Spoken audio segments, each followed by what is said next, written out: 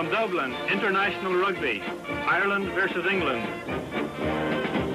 This program is made possible by grants from Aer Lingus and the Irish Tourist Bureau. And here for the commentary is Bud Collins, sports columnist for the Boston Globe. Good afternoon. I'm Bud Collins, but I'm not at a tennis tournament. I've escaped the circuit momentarily, and I'm having a different kind of ball today. This is not a pregnant football. It may look that way, but this is the ball used for rugby. Now, it's the mother of our American football. This game of rugby, it's the most popular game of contact sports in the United States. When I say that, the quickest growing game. More and more people playing rugby across the country. And of course, rugby today, we're going to show you, is played at the utmost level, Ireland against England, an old rivalry, as you can imagine, the Irish against the English, a bitter rivalry, and yet one that is played in great friendship, too. This game of rugby goes back a long, long way. There are similarities between it and football, differences. There's some basketball thrown in, some soccer. It's a game that really has a lot of elements. We're excited about bringing it to you, but I can't do it myself because I'm just a novice, regardless of this shirt from the old Buffoons Club. We have today our prop. We're very fortunate. He is Vick Hilarov. He's the president of the United States of America Rugby Football Union. He's played rugby here and abroad. And Vic, I've been talking about rugby and its similarities and differences with our American football, but can you be more specific about it? Well, first of all, let me congratulate you on the shirt. I'll take the ball to you. I'll take this, too. You look good. Thank you. You may sound like a novice, but you look good. Similarities and differences. It's lovely if I could have an easy list. I think the main similarities, of course, are the fact that it's a contact sport. It's a running sport. It's a sport in which tackling is very important. The most important thing, though, are the differences. In spite of the fact that it looks a lot like football, it has some aspects of soccer and, as you say, basketball. The critical differences are that there is no forward pass, for example. There is no downfield blocking. It's a continuous game. The scoring, therefore, although similar, because they do have touchdowns. What's that called? That's called a try in rugby. They have conversions after the try. But there are other methods of scoring and other methods of moving the ball. I think the critical factor in moving the ball is that in spite of the running and the tackling, that you can kick the ball, much like in soccer. So it gives an element of speed and concentration to the game. You can also pass, but it has to be laterally or backwards. The main thing is that the stoppages are few, and they're with minor infringements, penalties, for example, or if the ball goes out of bounds. Out of bounds, beyond the sidelines, which are called touch lines. Touch lines, and therefore it's called in touch. The ball's kicked into touch. So from this arise the two set plays that differentiate it from American football, and that's the line-out and the scrum. What about the line-out? Well, the line-out is simply getting the ball back into play. It's caused by, in this diagram, for example, the man throwing the ball down a channel. Each side has its forwards in line. The ball is thrown, and it's received, very much like one would take a rebound off the backboard in basketball. The forwards try and control the ball, and you'll see in this very nice play an example of the ball thrown in, and it's going to be tipped by one of the forwards to the halfback. The forwards here, shown in the channel, trying to gain possession. Then we'll try and get it to their backs, who will then proceed with the attack. The throw, the tip, there's the halfback, makes a nice throw, and his backs start moving it. In this case, they kick it upfield, which is quite legal, and of course, now the other team retaliates. But that basically is the line-out and how you get the ball back into play. Now, the fellow who threw that in that time was Whalen, the Irish hooker. This has nothing to do with Xavier, a Hollander. This hooker. What's a hooker? And the next play we're going to see is the scrum. And tell us about hookers, scrums, and props. Right. Well, again, that's not easy. But a hooker, and I'm afraid the English are very unimaginative in their namings of positions, but the hooker is simply a front row player, very much like the center in football. And the hooker in this particular formation is the number 2 man, the center man in the front row. 1, 2, and 3. He's held up by his props. They're the 3 men in the front row. Again, not an imaginative name. The second people to come in there, number 4 and 5, are the second row. The numbers on the outside there, 6 and 7, are the flankers. And in the very back, the 8th man. Of course, he's the last man in the scrummage formation. The extreme left up there is the scrum half. He's the quarterback of the team, puts the ball between or into the tunnel between the two packs of forwards, and that's how the ball is put into play after a minor infringement. Now, this particular case, you'll have a good vision of the three front row getting in, the second row getting in, the flankers, the scrum half, or the equivalent of the quarterback, who is the initiator of the attack, is trying to get his forward straight. He'll put the ball in the tunnel. Then the hooker, that center man, very much like a center in American football, will try and hook the ball back so that his backs can again gain possession and begin the attack. Now watch very closely for the ball. You can see yes. Here it comes. Either the scrum half, or in this case the eighth man, will begin the attack, and now you see the backs moving into position. Well, that scrum looked like something out of Old Calcutta, and the hooker isn't very happy when he gets squashed. But we have 15 men on the side in this game. It's a bigger field than a football field, 110 yards long. And what exactly is the scoring, Vic? The scoring, again, similar to American football, the try or the touchdown is worth 4 points. 4 points. If they convert, it's 2 points.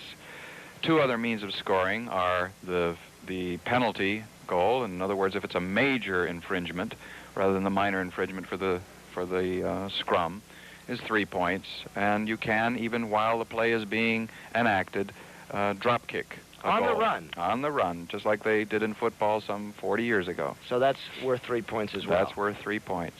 Well, this game is played all over the United States now. The Boston Rugby Club and Ian McLaren have been very helpful to us in getting started. They have several teams there, but we're going to go now to Dublin. This is a game taped yesterday, and it was played at Lansdowne Stadium. The place is full, 60,000 people. The Irish have been dominating this series in recent years. Last year was a tie. The Irish won 4 years before that.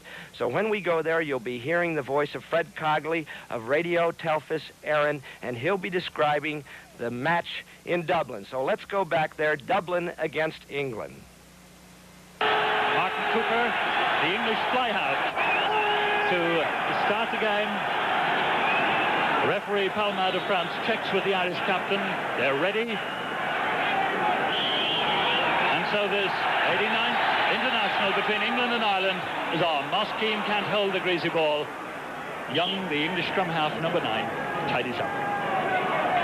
The referee giving the scrum. England to put it. The ball very breezy in the conditions, and this should upset the backs, make life difficult for handling. Malcolm Young putting in. And this for England considered to be very strong, a big 8. Roger Utley takes. Well, it looks rough in there, but it's a penalty. The referee sees Mike Burton, and he's warning him to be careful, and Ireland get the penalty. The big lad, Mike Burton, and Frank Wilson, the Irish fullback, with this penalty. Not a good angle, but gaining precious yards into the English half. Ireland favoured by quite a stiff breeze in the first half, and this is the English hooker, Peter Wheeler, with the throw-in.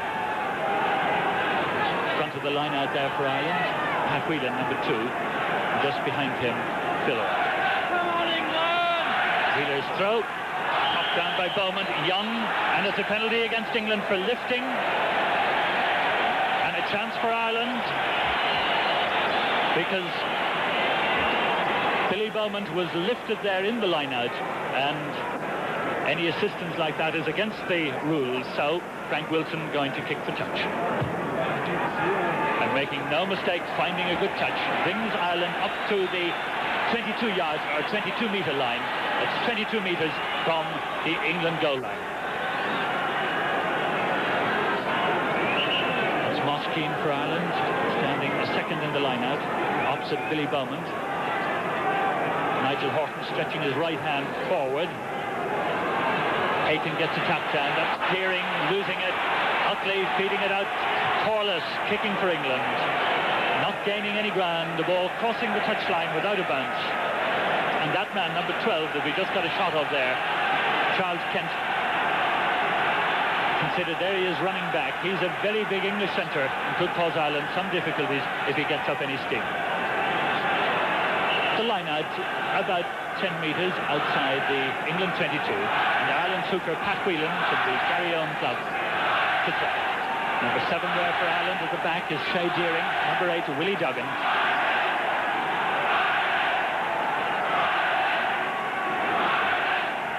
Duggan taps down. McGrath feeds Mike Gibson. This is McElrath into space. Hicknell for England, their fullback, as Tom Grace comes to him.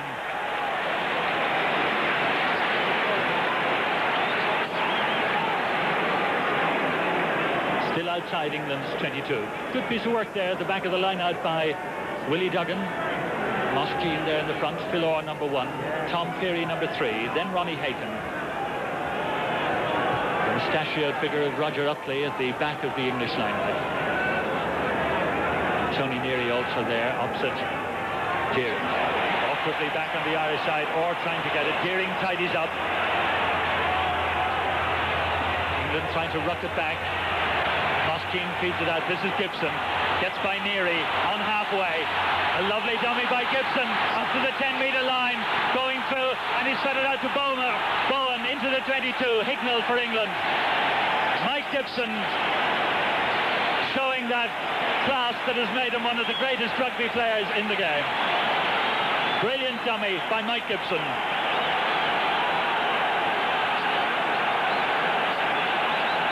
There he is, the man who's played in 60 internationals for Ireland. This is his 60th game.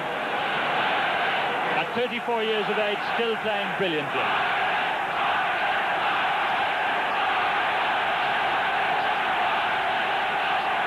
Whelan throwing.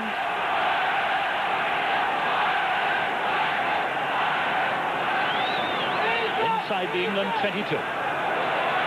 Duggan taps down, taken by Moss Keane. Feeds McGrath, back to Gibson. Gibson again, half dummies. A high tackle there, but Ireland rucking for it, trying to get it back. Scrum will be to Ireland. England preventing the ball coming back on the Irish side. And those who are uninitiated might well have wondered how any player on the ground there can get up without being injured. Well, the players, of course, can go over the ball, but very often the boot can go astray. Fortunately, no one injured. Ireland inside the England 22. We've had 5 minutes of play. No score, and McGrath to put in for Ireland. The English forwards, the front row there. Cowling on the right, Wheeler and Cotton. And it's an Irish put-in. Whelan sealed it. Ireland turning and dribbling on. There's McKinney. And Squires kicks. But England are penalised for obstruction, holding McKinney.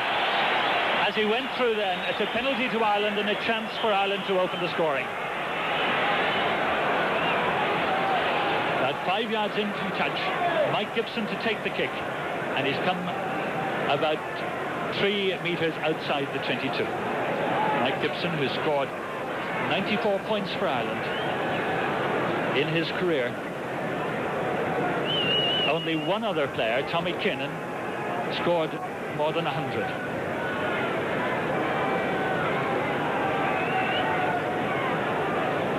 So, this man who's really become a hero of the sport in Ireland with this kick. One of the greatest amateur sportsmen, perhaps, in the world.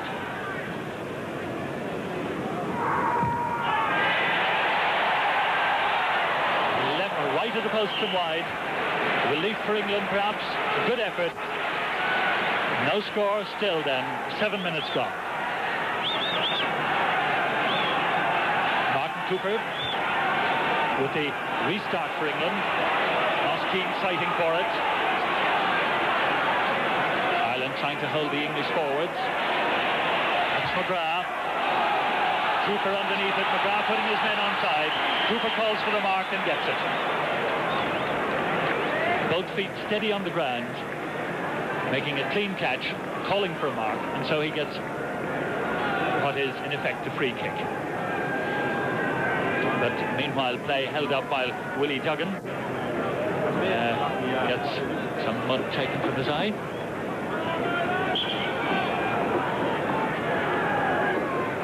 Well, it's been an interesting start to the game. We've had 8 minutes of play. Willie Duggan, it may be a cut or it may be some mud, but he's getting attention there from Joe Doran, the Irish physiotherapist. And what is it? Mud, I think, rather than cut. But the Irish forwards in the early stages of this match, and agreed we've only had 8 minutes, the Irish forwards really holding the bigger English 8. And perhaps if they can maintain this and feed the ball back to the Irish backs with the form that Mike Gibson has been showing, we may well see this Irish team putting a lot of pressure on England. Duggan then resumes. Martin Cooper gaining his 9th cap for England. Fine's touch. And that one came very close to our commentary position. The line out halfway between the English 22 and the halfway line. Front of the line there for England with the sweatband is Billy Bowman. Moskeen opposite him. And the man with his hand outstretched there, Nigel Horton, Ronnie Haken, the Irish second row forward opposite him. The throw for Duggan. Utley takes. Neary now for England. Fed back to Young. Slemon finds touch. Didn't look altogether happy. Phil Orr there with the moustache for Ireland.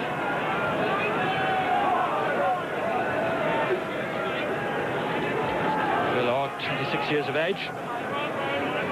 Gaining a 7th cap for Ireland. Number 2, the Pat Whelan throw. On England's 10-metre line. A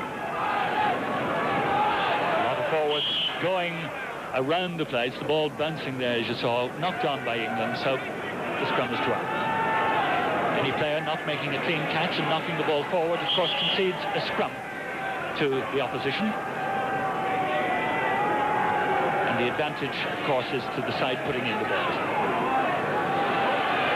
McGrath breaking clear, looking for Duggan or Grace inside, the tackle by Peter Dixon. Nice little break there by McGrath.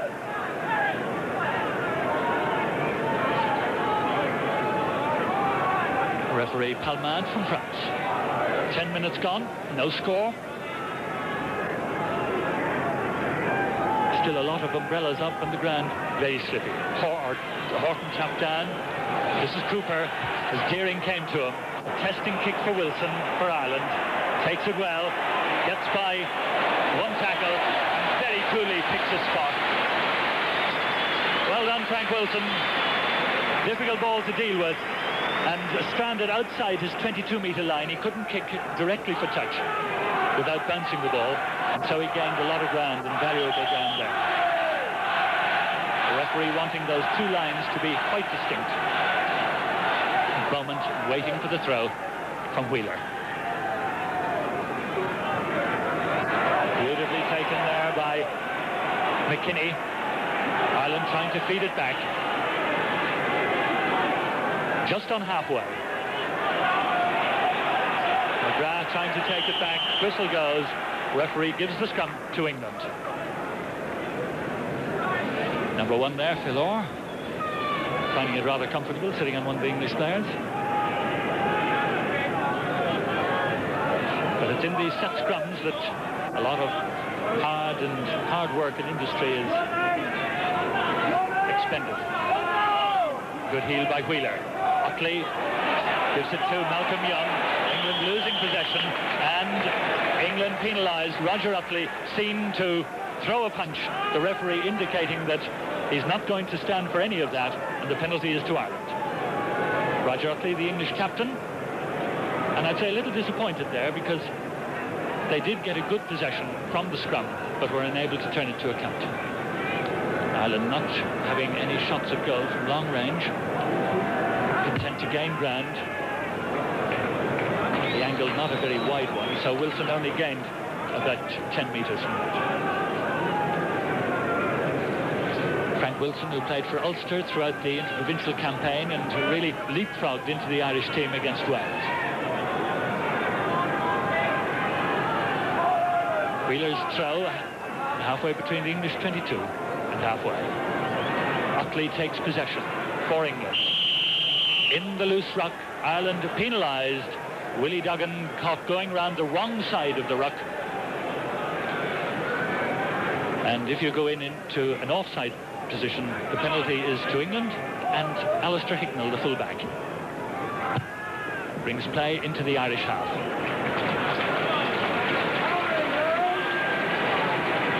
Hicknell, who played on the English trial as scrum half, has been hopping around between scrum half and fullback, playing today, number 15, the last line of defence for England.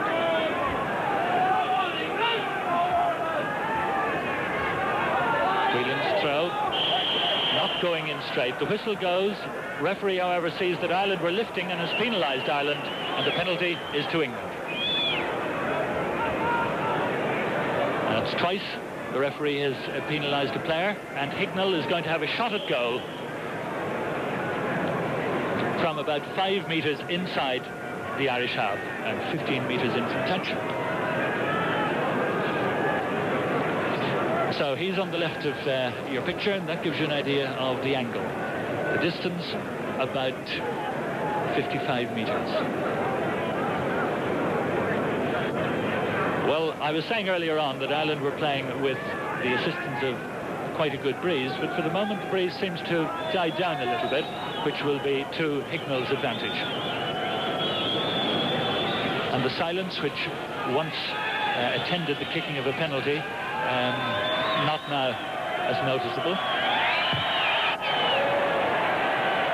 Coming down to Willie Duggan, he feeds it to Frank Wilson. Wilson slices it badly but finds a safe touch. But it's a lot of ground gain for England. They're into the Irish 22.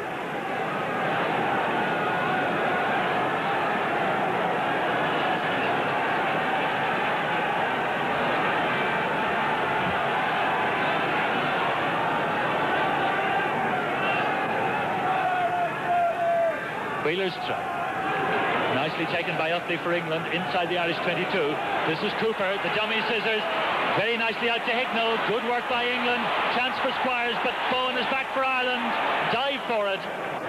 The ball over the touch and goal line. The referee's whistle gives the scrum to Ireland just short of their own line. England's first attack in the first 15 minutes. A lot of Irish attention was on Kent there, and Hicknell came up and the ball went out across the line. So danger for Ireland, just 5 metres, if it is that, from the Irish line. McGrath to put in. England getting ever closer to that line.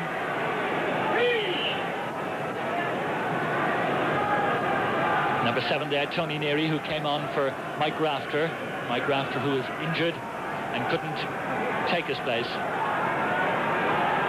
Tony Neary was captain of England last year, but gets his first cap this year today. But it's McGrath for Ireland, right on the Irish line. England at the heel against the head. That's a good one for Wheeler, and it's back on the England side. Young, close to the Irish line. Wheeler tries to pick up and feed it back. Penalty against Wheeler, though. English players handling the ball on the ground before it was out, and relief there for Ireland with this penalty.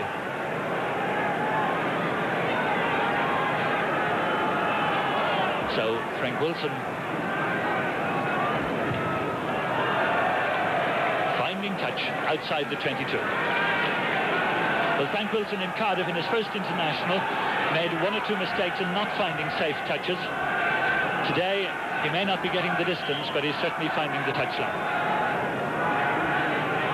Meanwhile, Willie Duggan has to come across for attention. I think he's got some more mud in that eye.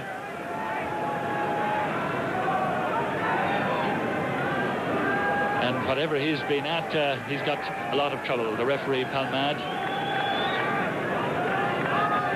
Has he got him by the hair? It seems so, just for a moment then. But Willie Duggan, of course, one of the key men in the Irish forwards, and never so noticeable than in the match against Wales at Cardiff, when he was sent off for an indiscretion in retaliation to an indiscretion by one of the Welsh players. And once he departed the scene, Ireland's dominance up front evaporated.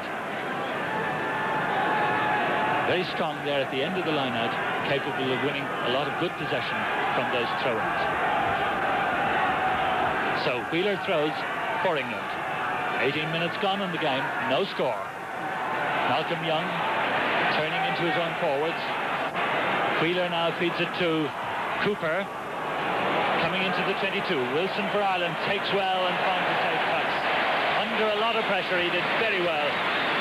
This man really is ice cool.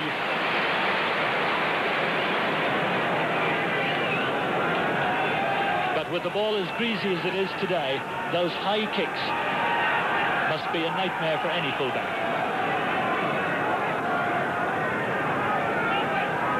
Nigel Horton with that hand outstretched. Duggan tries to take. Utley's running onto it for England. McGrath for Ireland. Tidies up and finds touch. So the English forwards beginning to put a little pressure on Ireland now. Once they got a footing inside the Irish half, and that was their first footing really in the first 15 minutes of the game, they've pushed the Irish team back onto their 22. Wheeler again. Nicely tapped down by Bowman.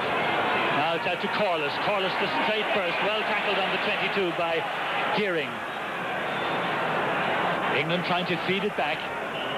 Whistle goes and it'll be an English scrum right on the Irish 22-metre line.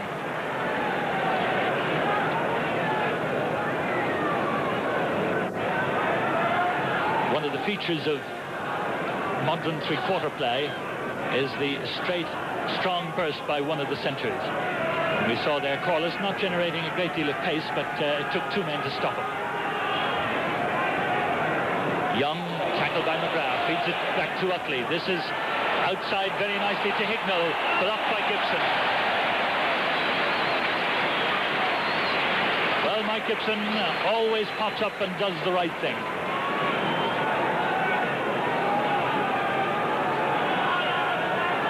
The first quarter of the game gone and still no score. That's Cowling, number one, and just behind him for England, Billy Beaumont. Moss Keane, the Irish player. Taken by Ireland. McGrath clears, and penalty against England. And the referee is having a word with one of the English players. Although the ball was cleared well to touch. Neary, the English wing forward, to receive attention before the penalty is taken. And the Irish captain, Tom Grace, goes over to him. Well, I don't know whether it's more mud in the eye, as we had from Willie Duggan earlier on. Tom Grace obviously not too concerned, and the attention for Tony Neary will be completed very quickly. All these stoppages, of course, tend to disrupt the rhythm of the game, but while Ireland started rather impressively, they haven't been able really to get the sort of possession in the last 5 or 6 minutes that would enable their backs to run the ball or gain ground. Meanwhile, England's captain, Roger Utley, doesn't seem over-concerned as he talks to second row forward Nigel Horton. The two tall men. Nigel Horton is 6'5", and Utley 6'4", and this man, Fran Cotton, really bustling front row forward, and a man not to be, I should say, fooled around with. He's certainly 6'2", over 16 stone. Well, it's obviously more than mud in the eye. It's a cut there over the forehead. So these running repairs holding up the progress of the game. Alistair Hicknell, the English fullback with the beard, as Tony Neary prepares to resume.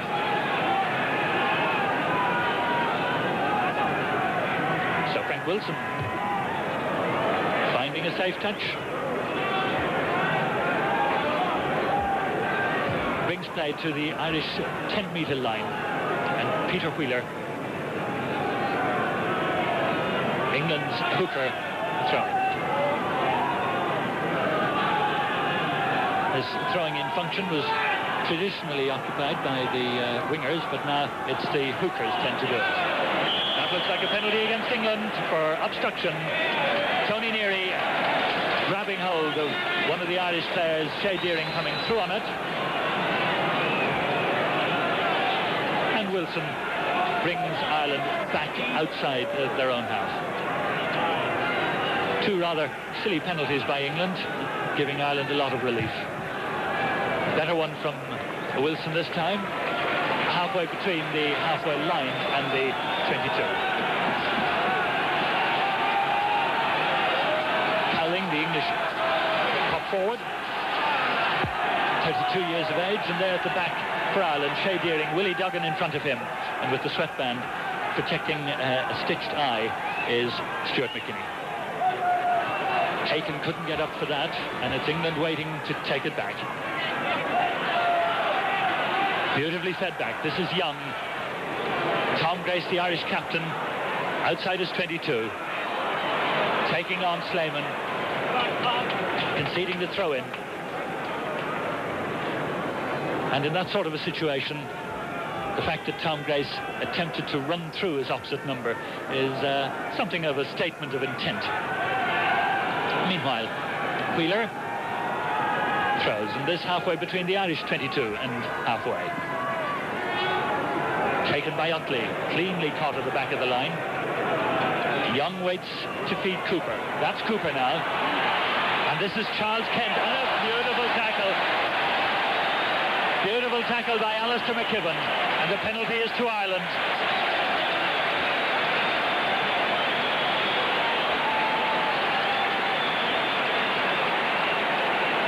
Wilson takes into the English 22. Peter Squires, English winger, finds touch. But that tackle by the Irish McKibben on number 12, while Squires found touch, the tackle was the all-important thing, and that could have a very significant impact on the game.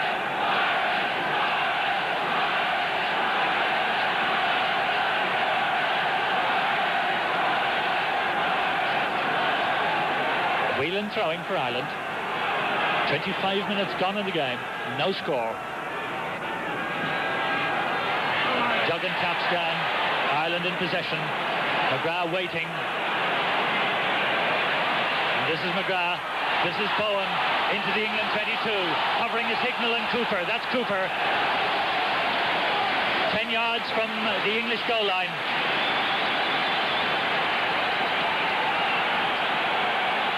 It's an Irish throw, and Pat Whelan will take it. And the Irish crowd now rising to the men that have forced England right back.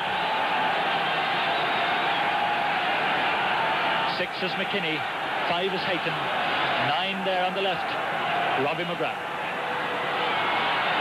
Duggan feeds it down. This is Moss Keane. Ireland getting over it, and it's Willie Duggan in possession. Ireland driving forward a yard from the line. Ireland want this one back.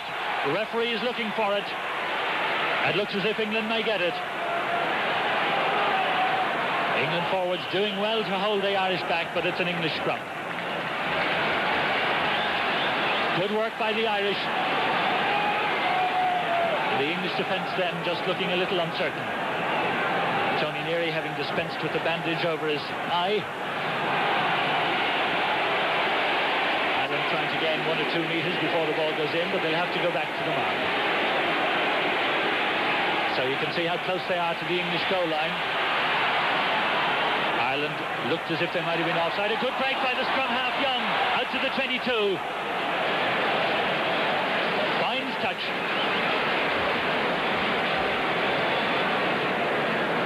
Well, Ireland were so intent on getting out to anyone who might receive Young's pass, they forgot to take Young. So it's back to the England 10-metre line. Whelan to throw for Ireland.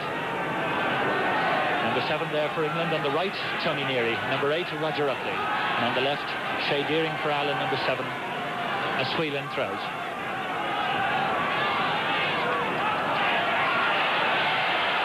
McKinney picks up. The ball seemed to be knocked forward by an English player. The scrum is to Ireland. McGrath to put in.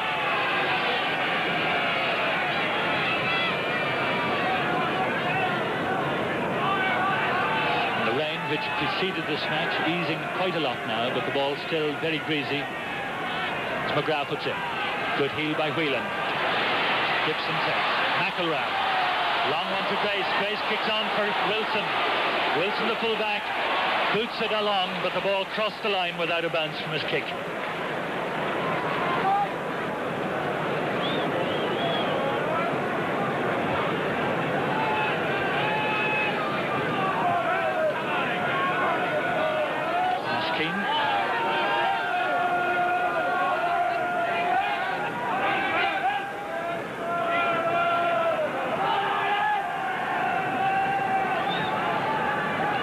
Inside the English half. Peter Wheeler's throw.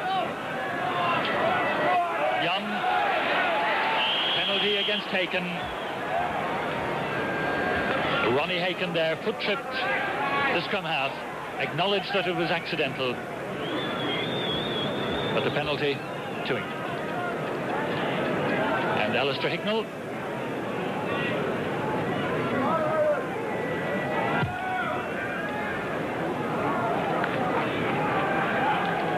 Very safely as his opposite number Wilson in the Irish team, not looking for anything spectacular, and the game still delicately poised. No score, just almost a half an hour gone. Pat Whelan throwing.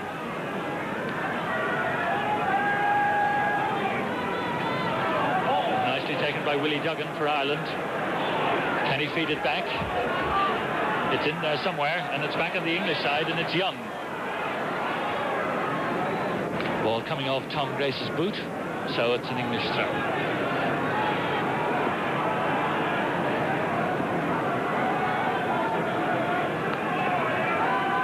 So England are 5 metres outside the Irish 22.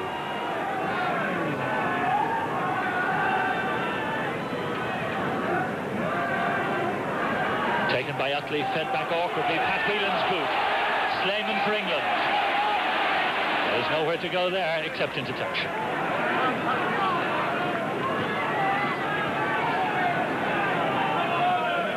And at a time like that, that ball can feel like a hot potato.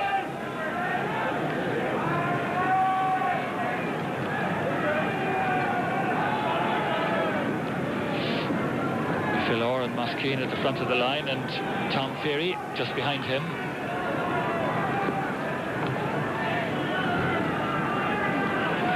Tries to take. Taken by Neary for England.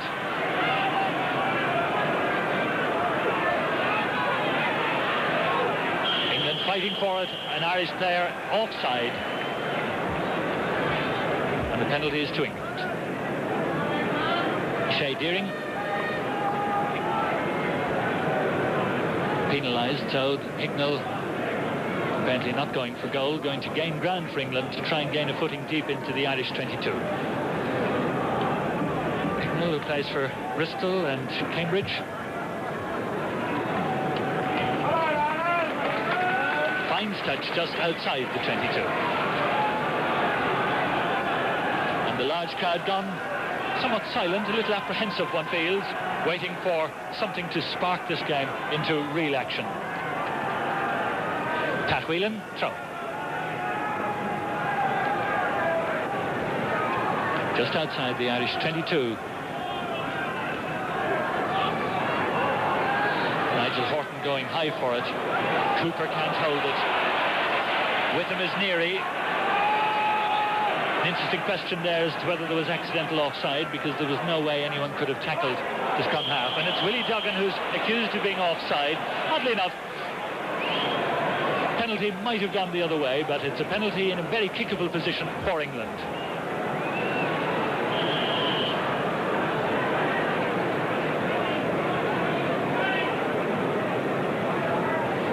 To take it. Alistair Hicknell gaining his 7th cap for England. And you see from our end camera that he's on the left frame there.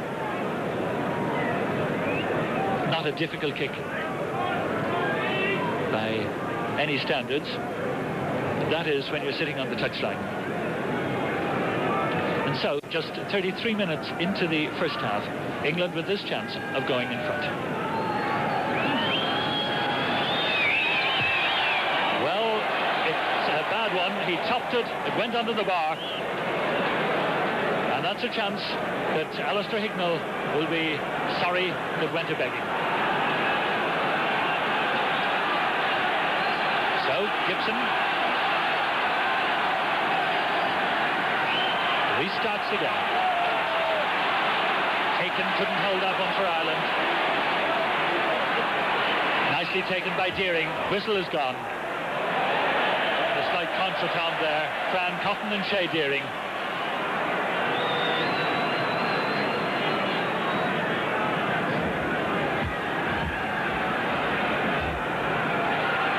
Scrum is to England, and Young puts in.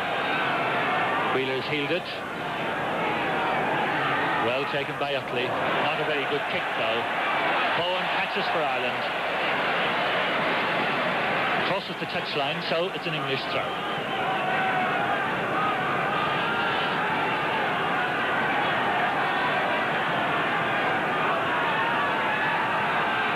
Wheeler to throw. In this game, just at the moment, almost like a game of chess.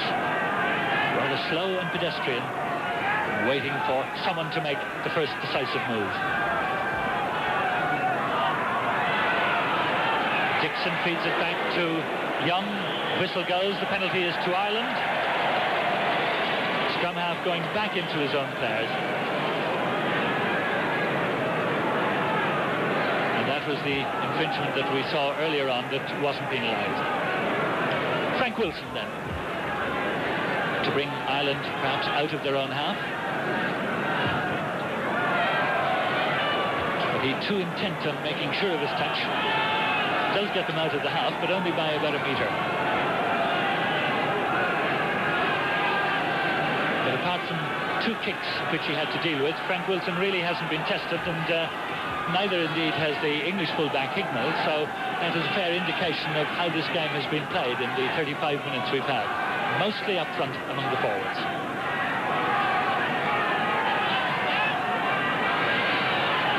Fed back to Young.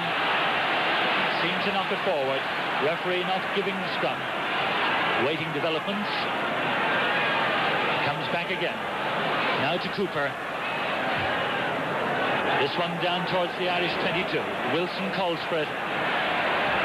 Again, safely finds touch. Didn't have time to go back inside the 22 from where he could have kicked as long as he liked along the touchline. But a good kick from Cooper puts pressure on Ireland.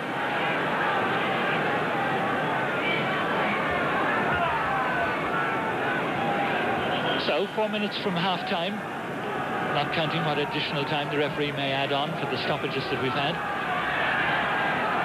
England on the Irish 22, and Wheeler throwing. Bowman, number 4, front of the line. Nicely taken by Hilarov for Ireland. Now, can he feed it back, because McGrath waits and takes, feeds Gibson. And he gains a few precious yards with not a lot of room to move. Applauds the scrum half for the speed with which he received that ball. England taking a short line, so they're leaving their big men there. Cotton, Horton and Bowman. Bowman number 4 and Horton with the left hand outstretched, number 5. Ireland leave Duggan, Haken and Keane. Haken number 5. And it was Haken tapping it down. Phil Orr now in possession. McGrath feeds it to Gibson. Gibson to McElrath. McElrath a dummy, but tackled outside the 22. Ireland dribbling it forward. That's Deering. Hignell picks up beautifully for England. On the burst, feeding it back.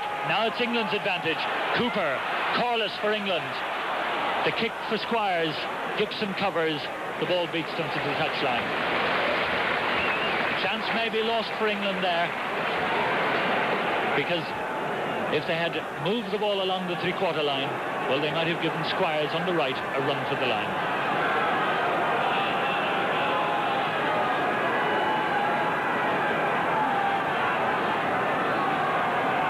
Well, it's deep into the Irish 22, and Pat Whelan to throw.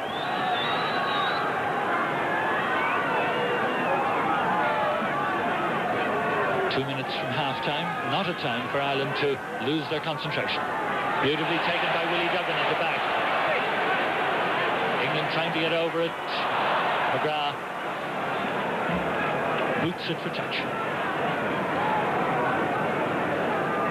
Friendly gesture there from the referee to help Roger Utley to his feet as Wheeler prepares to throw. Well, it's a long way from the English posts to where the play is at the moment, and that is just about 20 metres from the Irish goal. Nicely tapped down from Horton. Cotton fighting for it, and Young waits.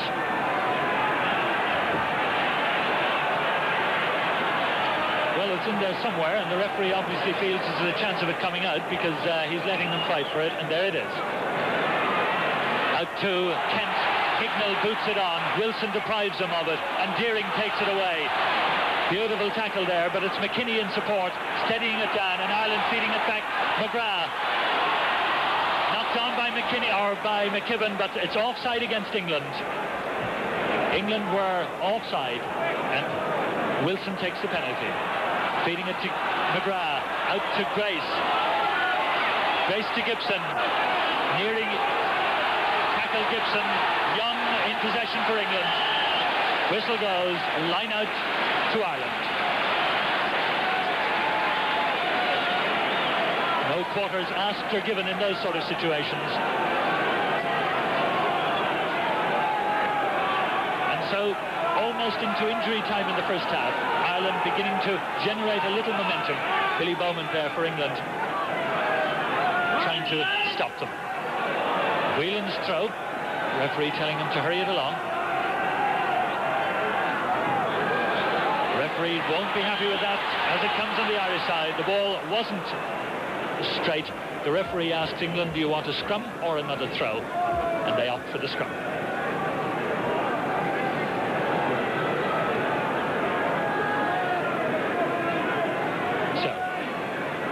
Young getting a second cap for England, waiting for Utley. He loses it. McGrath trying to dribble it on.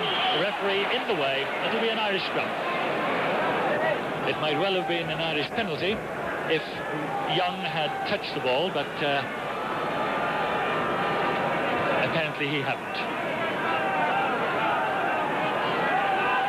So McGrath to put in. 10 metres inside the English half. Whelan's healed it for Ireland, and there goes McKinney up to the 22. Slayman for England, and Ireland are 10 metres from the line. Grace takes it quickly to Deering. He can't hold it, knocks it forward. The scrum will be to England.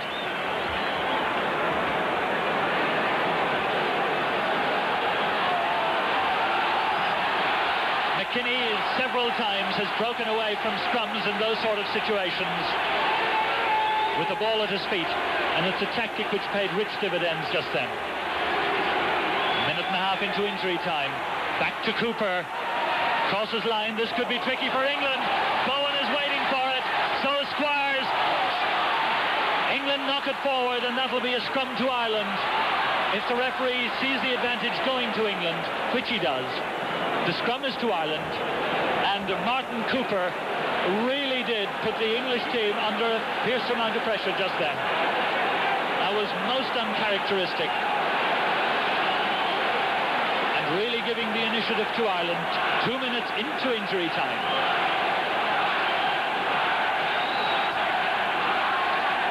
McGrath putting in. Once the ball doesn't go in to the scrummage, the referee asks them to put it in again. It must go in past the first 3 feet, as it were.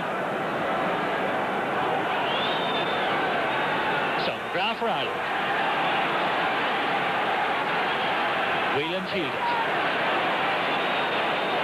McGrath beats Gibson, but awkwardly. Bowen picks up for Ireland. Ireland trying to feed it back. Whistle goes, And there goes the half-time whistle. In fact, the end of a first half which was very, very heavily fought between the forwards, but at the end of which the sides were level, no score. The scoreboard then, England 0, Ireland 0. The organized mugging of Rugby. At halftime, English team against the Irish team, no score. We'll be back for the second half. The players have gone into the locker room, I suppose, to glue their ears back on. I'm intrigued, but Vick, Hilarov, what's your opinion of what's happened? It's a because half. Because.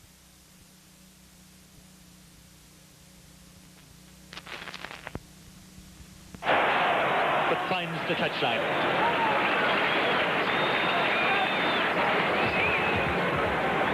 The referee goes back to tell the forwards to cool it down.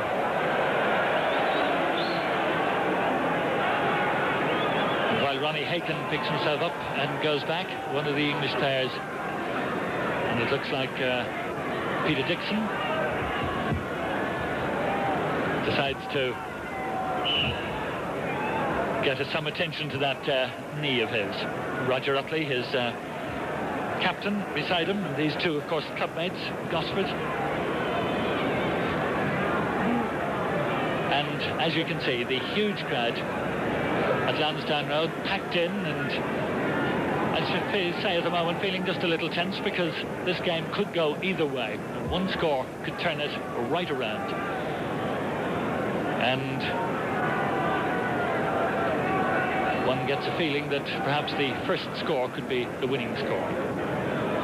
Number 6, Stuart McKinney, been playing very effectively, and the Irish captain, number 14, Tom Grace. McKinney is leading the forwards, and he's the one who calls the shots up front, and he's talking there with his scrum half, Robbie McGrath.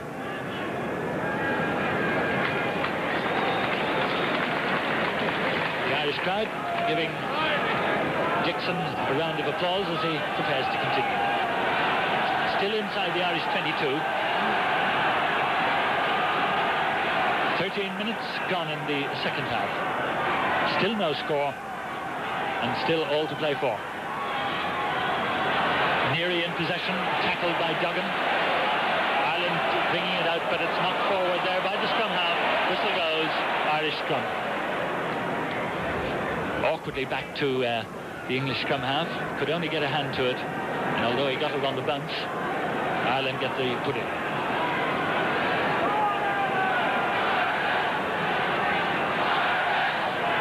Good heel. McGrath feeds it to Grace. Crosses the touchline though without the bounce. So no ground gained, and Ireland still under pressure. And what Ireland really need at this stage is a long high kick downfield to get them out of their own half. England just leaving the two big men at the line out. Number 4 Beaumont and Horton, number 5, against the two Irish ones, Keane and Haken.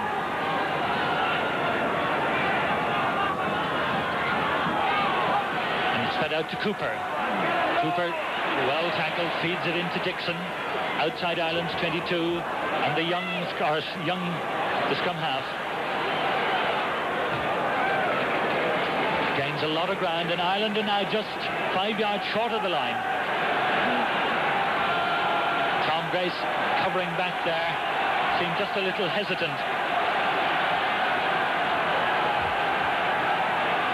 14 minutes into the second half, and Wheeler's throw.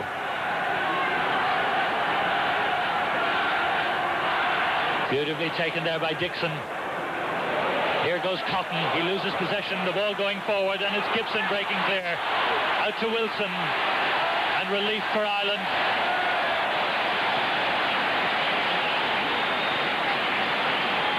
The Irish crowd glad to see that.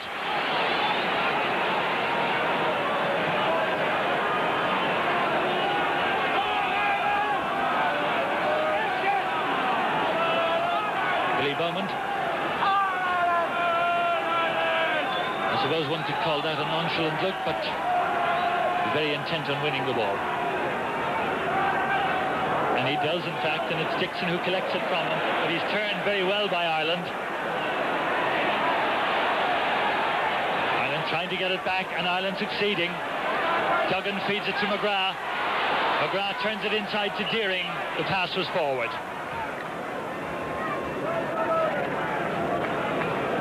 Robbie McGrath doing the right thing there, trying to take the wing forwards in to tackle them, whereas they had been spread out across the field. Meanwhile, Phil Orr needs sartorial attention. The referee says yes. He'll allow timeout for that. So, 16 minutes gone in the game, in the second half, still no score, and Harry Booker, the man who looks after such things for the Irish team, is the assistant in the rugby union offices here, offering a selection of pants for Phil Orr. Well, much to the crowd's enjoyment, for a long while that's all they've had to cheer about. But one thing we'll notice Phil Orr fairly clearly for a while, although I'm not too sure that that's the best fit he's ever had.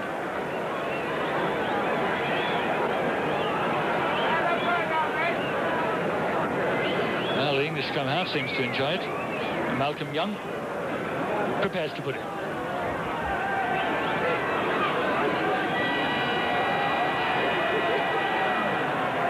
Good heel. This is Squires taking on Bowman. Bowen, good tackle by Bowen. England there in numbers, ready for the break.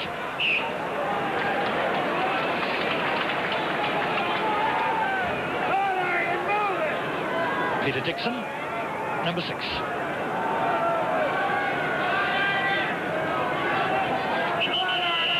The referee insists on those two lines being separate. Phil Orr gives him a yard. Moskeen in possession. McKinney now McGrath, now Gibson. McElrath set up by Gibson almost, because two players came with the ball, and it's on Ireland's 22. And Ireland rucking for it.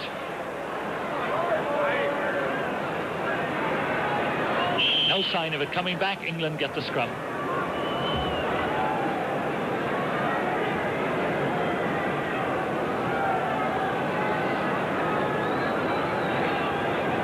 McElrath was still in possession, and he did well to hold on there, because to lose possession in that sort of a situation really presents the opposition with a great chance.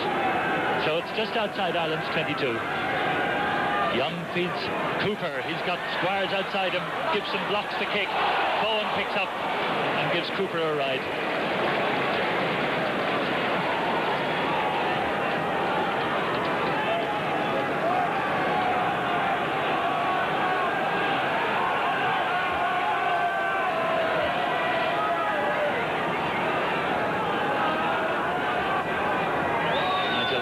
Left hand, well stretched forward.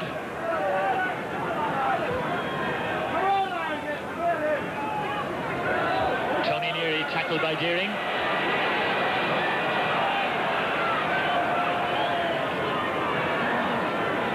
Wheeler going in to get it back, and Young feeds Cooper again. That kick seems to be too far. Wilson takes it well. He really hasn't put a foot wrong. He may not have got great distance into his kicks, but Frank Wilson, Ireland's fullback, really playing with calm and cool assurance.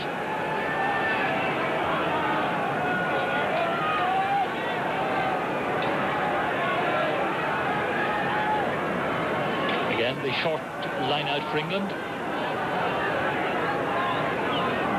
Inside Ireland's 22.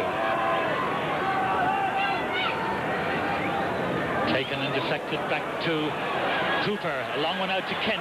Kent out to Slayman. Tackled by Grace. Back to Kent. And now Corliss. England going backwards though. Now they have it again. Good work by England. Right across the line. This is Slayman. Now the fullback Hignell. Hignell's kick for Squires.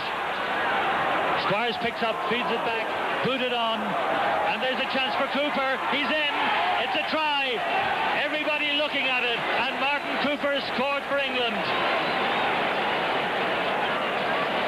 And how pleased he is. England leading 4 points to 0. Well, it was beautifully fed back right across the field by England. They set up the ruck. fed it right across, and then when the kick went in from Cooper, it was half blocked. One of the English players found himself in an offside position as it spewed back, and everybody seemed to wait. And Cooper was on hand to go over in the corner.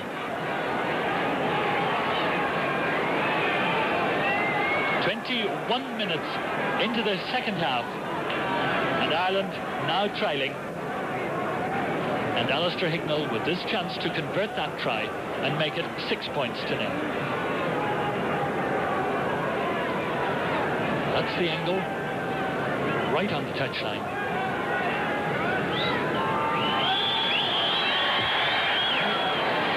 It's always going right, and so the score remains 6 points, or 4 points for England.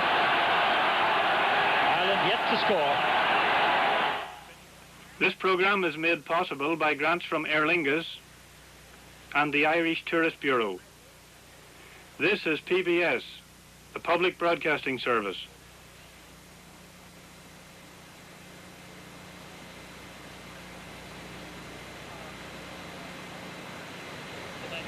So Martin Cooper, sliding in there into the end zone, has made a try. That's worth 4 points. England ahead 4 points to none. But Alistair Hignell not making the conversion, and that's the difference here, Vic. The conversion isn't made from in front of the goalpost like in our football. What happens? Absolutely right. You must take the ball out exactly perpendicularly from where it was touched down. So it may be right on the touchline. Makes it a little more difficult. As in this game, there is a lot of difficulty. 80 minutes, no timeouts, no substitutions. There are a few stops, like when Phil Orr lost his pants, or some injury time, and the injury time is added on to the time at the end of the game. But England now leading 4 points to none over Ireland in Dublin. There's still a lot of time left for the Irish in the second half when we return to this game. 4-0 for England over Ireland.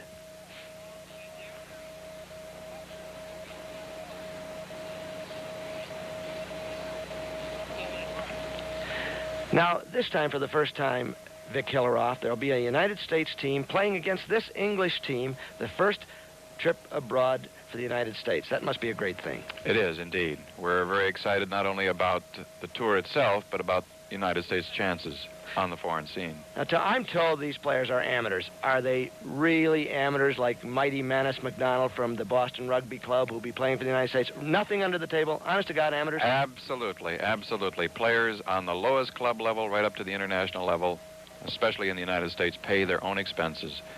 With regard to the first game we played against Australia, people from Boston that were in the trials paid their own way to Los Angeles and back. So there are still true blue amateurs left in this world. And I understand not only are more and more Americans playing, but women are playing rugby in the United States. That is terrific. Now let's go back to this game with England leading Ireland 4-0 in Dublin. The amount of pressure that England had been exerting in the last 5 or 6 minutes, some sort of a score was inevitable. The question now, can Ireland generate some momentum and come back at England? The ball's there for the taking, but they lose it.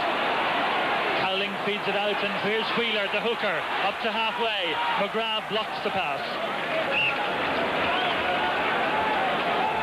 Well, the fine break by Peter Wheeler, the hooker.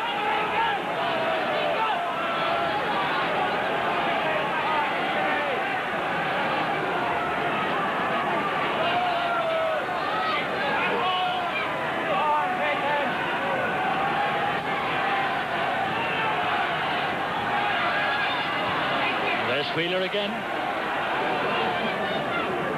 Oh, this time it'll be an Irish throw.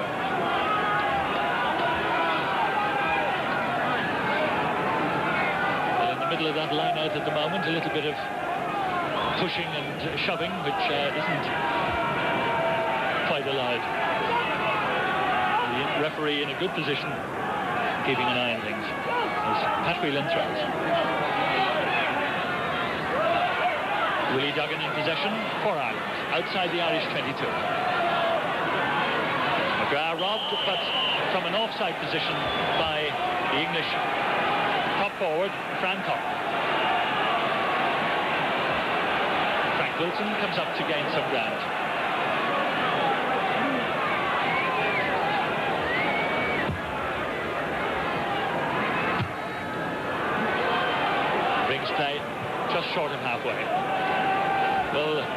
the message has obviously got through to Frank Wilson after his performance in Cardiff that he must find touch, and because he's concentrating on finding touch, he's not really getting a lot of length into those kicks. Referee Palmad wants 2 separate lines, if you don't mind, gentlemen.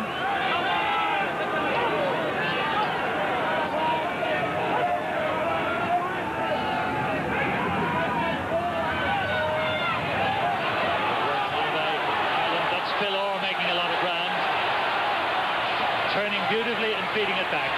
That's McGrath. And he's through. Looking for Gibson. Ball seemed to go forward. Charles Kent for England. Kicks. Phil Orr stops the kick. Feeds it back to Jimmy Bowen. It'll be a line out.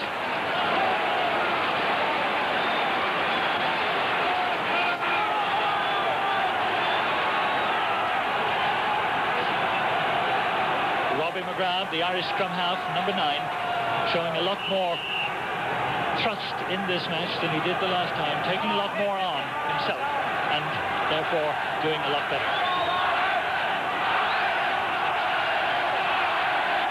Utley takes for England. Ireland trying to come over it, but Young waits, feeds Cooper. Cooper's kick is blocked inside the England 22. Ireland are in, they're swarming onto it. This is McGrath trying to break away. Grounded. Jimmy Bowen's gone in as scrum half. That's Bowen. How can it come back? McGrath feeds Gibson. McElrath. McKibben out to Wilson, and Kent kicks it away for England. Ireland had the extra man but couldn't put the ball out quickly enough, and Kent booted it away.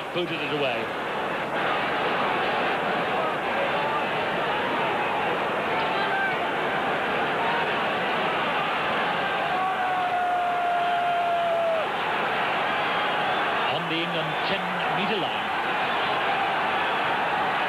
Stuart McKinney calling the shots there for the Irish forwards and trying to get them going again. Wheeler, the English hooker. Well, it'll have to be an Irish scrum. On the halfway line. 26 minutes into the second half.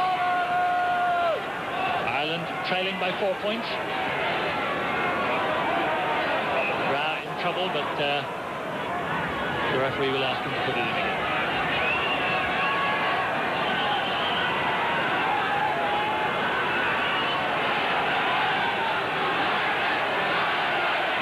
Putting it. At Whelan healed it.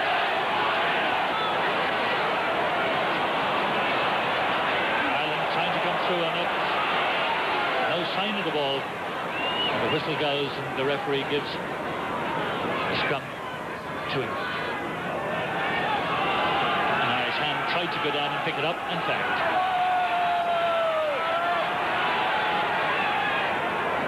England to field this well.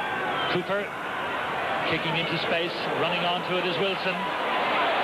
Ball going forward from him. Referee letting it go. It's taken by Young for England. Wheeler's grounded on halfway. Utley now for England. Feeds it out to Cooper. Covering is McGrath. Ball crosses into touch.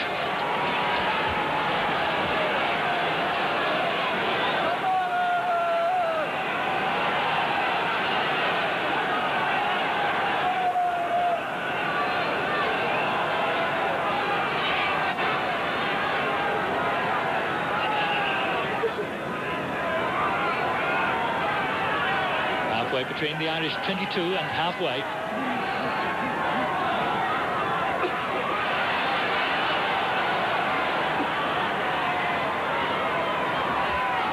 McGrath waits on the right, Young waits on the left. This is McGrath. Looking inside, finds support, and it's Tom Feary. Put back on the English side, and it's Malcolm Young making progress. England still in possession on Ireland's 10-metre line. Good work by the English. And they whip it back to Corliss. Corliss kicking into space. Wilson picked it up well, but it's deep into the Irish 22.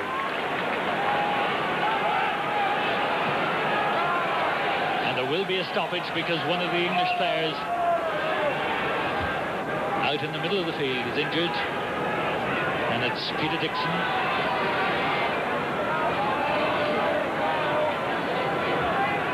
And the English captain aptly indicating that he might have lost a tooth. The referee comes over and I don't know if there's a dentist in the Irish or English team, but maybe there are one or two unofficial dentists around the place. But for the moment anyway, England leading 4 points to 0. That try by Martin Cooper. Roger Utley, number 8, the English captain, anxious that England, having a very strong footing inside the Irish 22, can force home their advantage.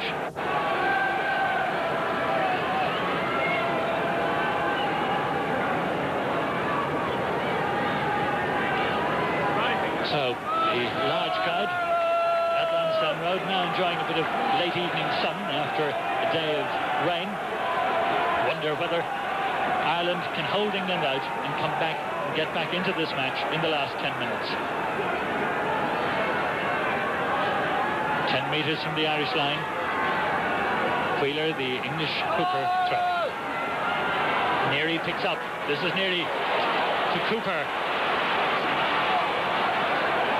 Young, the scrum half. Now Wheeler, tackled by Duggan. Ireland in possession. That'll be a scrum and an Irish scrum. And that for Irishmen is almost as good as an Irish penalty.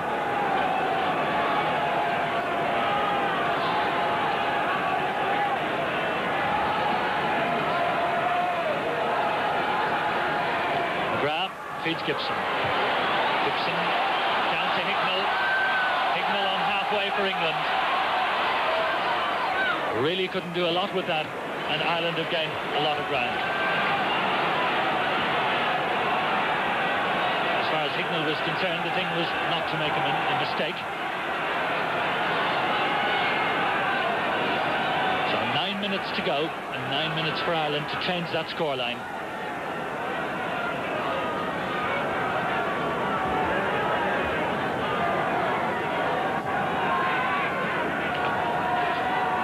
Whelan's long throw, tearing onto it.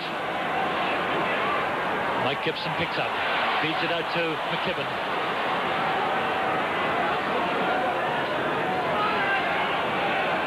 Scrum half Young for England, back into the Irish 22. Squires racing for it. Bowen finds the safety of the touchline. But the English forwards getting a lot of possession now, and Ireland fighting a rearguard action.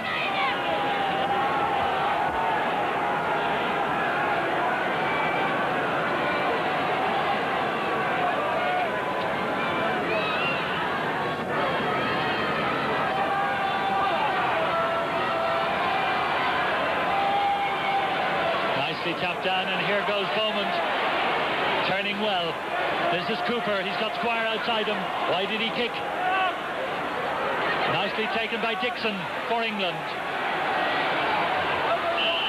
Whistle goes in the scrum as two players square up to one another, but only in a friendly way. Apparently, referee lets it go. The scrum is to England.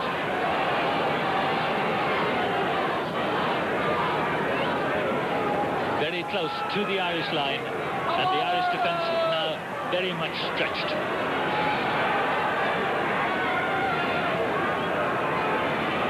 In this sort of a situation that the English scrum half scored a very good try against Scotland. But he's robbed by possession here. McKinney boots it away, and Young finds touch.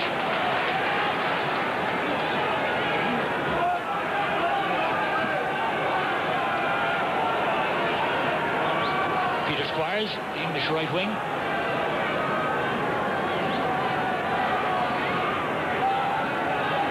And Pat Whelan throwing. Still dangerously close to the Irish goal line. Duggan taps down. Taken by Moskeen. England penalised. Ireland with a chance to break away.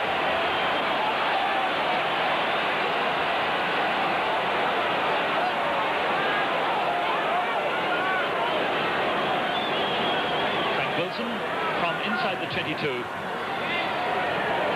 Brings play up towards halfway. Better kick from Wilson this time.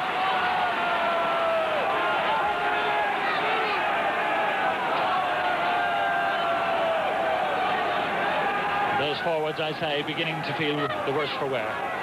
Tom Feary with that gum shield showing prominently.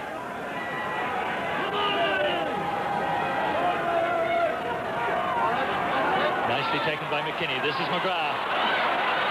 Looking for support. He finds it in McKinney. McKinney slipping it back, but England booting it clear. That's Wilson. Wilson kicks.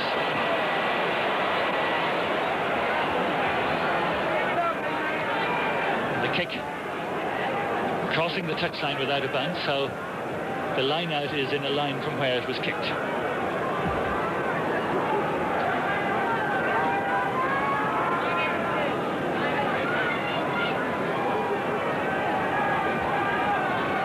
Wheeler's throw for England.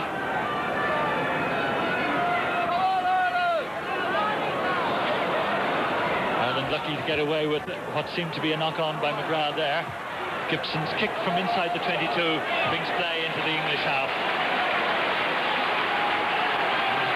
This man with the magic touch for Ireland, Mike Gibson.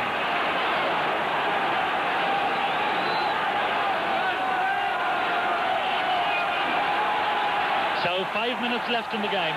Tony Neary with his hands on his head there for England. And Utley trying to keep his forwards to keep the momentum going.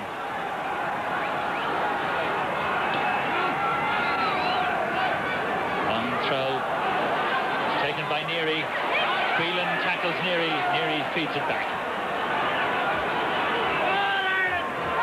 Young waits for England. Feeds Cooper. Cooper the straight burst. Up to the halfway. Great work. And there's Wheeler. Wheeler up to the Irish 22. Looking for support, but Squires had come inside him. Irish defence really lacks there. Outside Ireland's 22. England in possession again. Cotton, number 3. With plenty of time. Feeds to Young. Cooper kicking into space. Ireland called for a mark, didn't get it.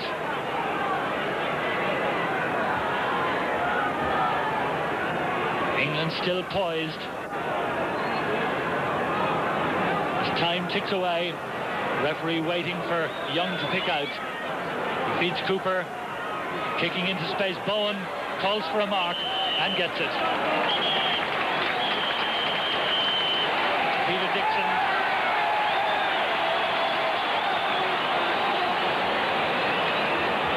Penalised, in fact. Oh no, the referee indicates that it's a mark, but England haven't come up to challenge the mark. Now Wilson down towards halfway.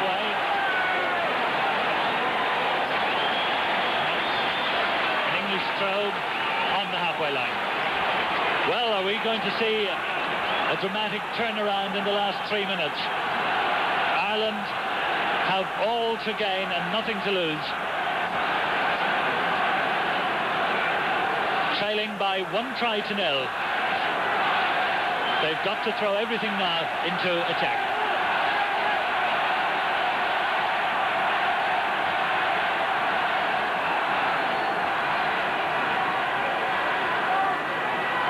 In possession, Ireland trying to come through on it and gain a lot of ground.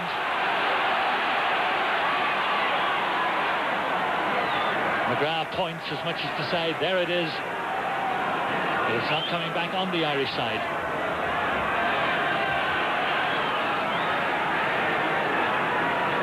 Referee waiting. And it's a scrum to Ireland.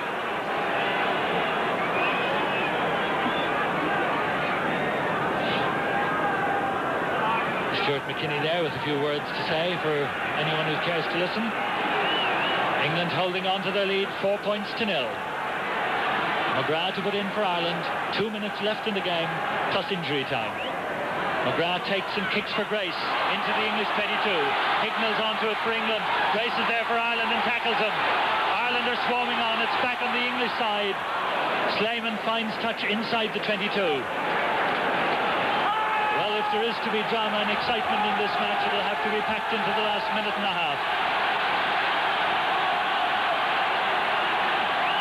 But there have been many matches between these two countries which have been turned around in the last few minutes, both for England and for Ireland.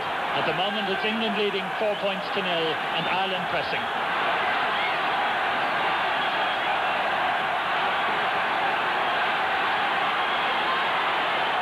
Whistle goes, the ball offered to England. The line-out referee gives them the scrum. England opt for the scrum rather than another throw. The ball apparently not in straight. So we're in the last minute. England have got possession. Awkwardly back to Cooper, and he did well to pick up and bring play outside the 22.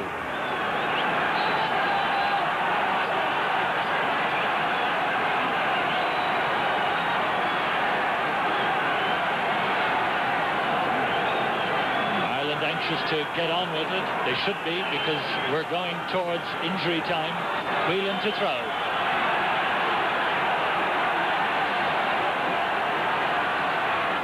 England within sight of ending Ireland's winning sequence. McGrath beats Dixon. Out to McElrath, but he knocks it forward. Referee lets it go as it goes to Squires for England. And England now in possession in the ruck. Seem to knock it forward. Referee gives the scrum to Ireland.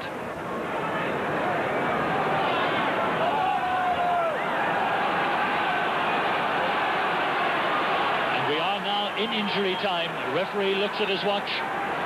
England leading 4 points to 0. McGrath to put in.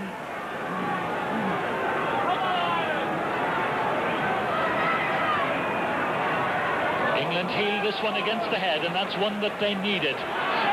Young trying to break away, Ireland trying to rob him. The scrum will be to Ireland.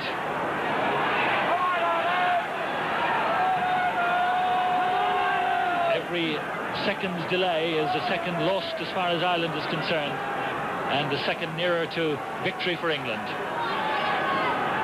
England, having beaten Scotland, if they can hold this lead, have taken another step to the Triple Crown.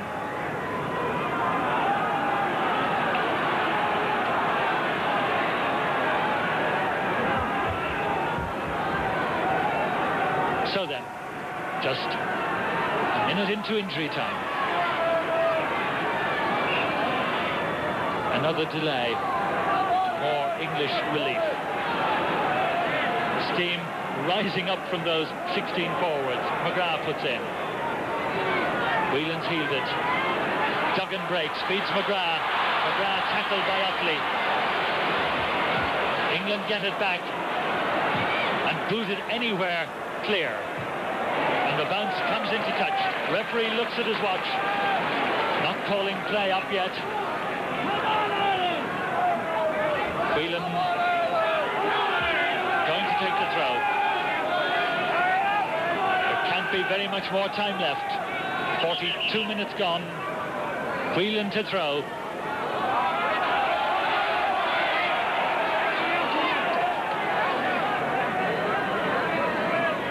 And the Irish really clutching at straws at this stage. The throw for Duggan, taken by Deering. Seemed to knock it forward. Referee gives the scrum to England, but then blows the final whistle.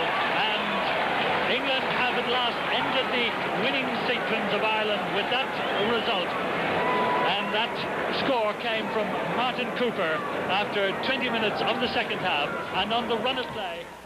No joy in Dublin, I'm afraid. For the first time since 1971, England has beaten Ireland at rugby 4-0. Now, Vick Hilarov, I've heard that the chief virtue of rugby is encouraging a great thirst. Absolutely. You've seen two halves of the game, and in spite of the fact that you didn't have the back dynamics, it was exciting, right? And what do they do now? Now they go into the third half. And the third half is the social part of the game. By an unwritten law somewhere, somehow developed, the host team will feed and wine and dine the visiting team. So they're into the beer now, and it should be a very nice time for both teams. Bitter rivals on the field, but that is a wonderful characteristic of rugby, the friendliness after the game. and everybody can play. They tell me even I could play. A hacker could become a hooker. Is that right? Absolutely. And after 2 I hours, really don't believe it. After 2 hours here with this shirt and this ball, you'd be hosted anywhere in the world. Well, thank you, Vick Hilarov. I want to tell you that we're going to have tennis on most of these PBS stations next Saturday and Sunday. The Springfield International, which begins tomorrow in Springfield, Massachusetts. Donald Dell and I'll be there. Guillermo Vilas will be there. Did you like this? If so, write us at Box 1977. And so, until the next time, keep hooking and scrumming. I'm Bud Collins with Vick Hilarov.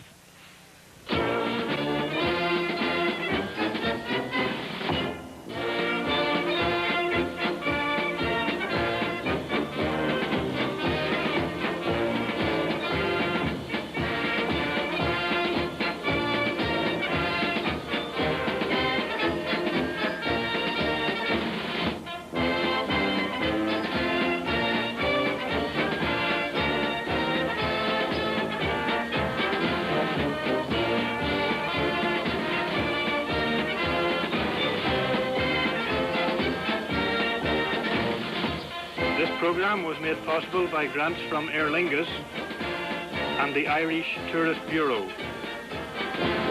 This was a production of WGBH Sports, Boston, in cooperation with Sport on TV and Radio Telefís Iran. Portions were recorded.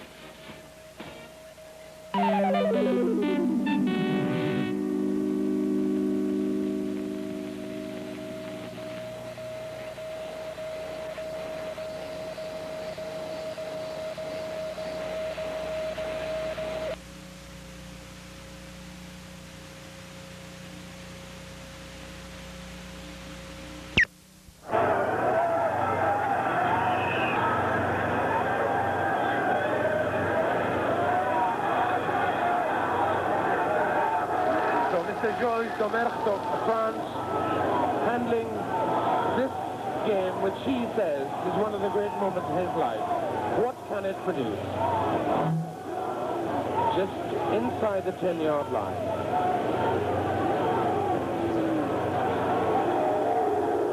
Burgess, Hurst. That's the Grant Batty. John Williams.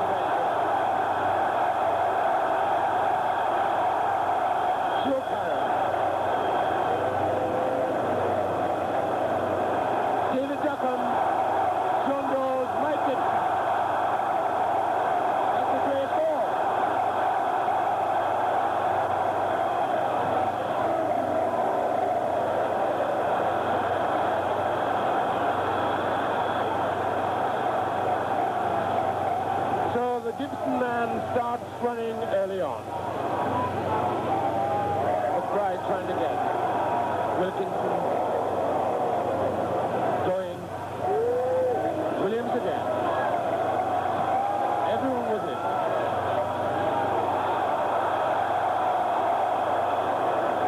Sid going.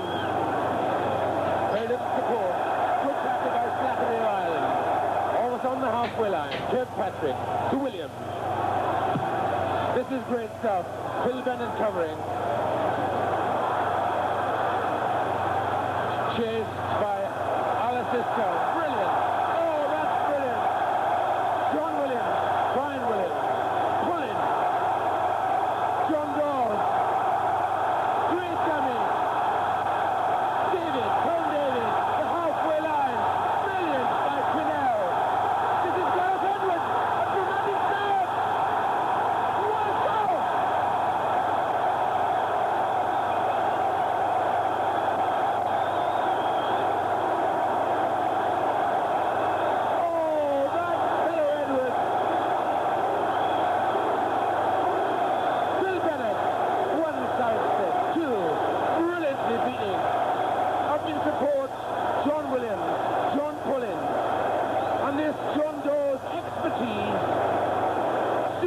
Dummy. Tom David, the flank forward in support. Quinnell's brilliant take. Edwards, what can touch a man like that?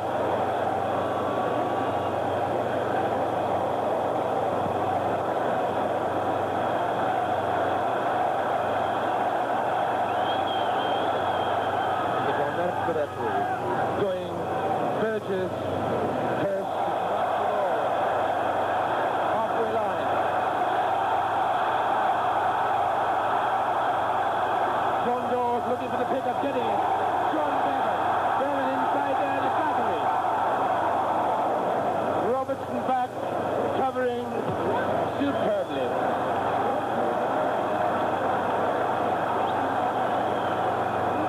John Bevan in center of the frame. Edwards, the director. Pull in. Edwards, look at that. Inside of Tom David. Tom David to Slattery. Slattery inside of Wilkinson. 5 yards short. Tremendous pressure.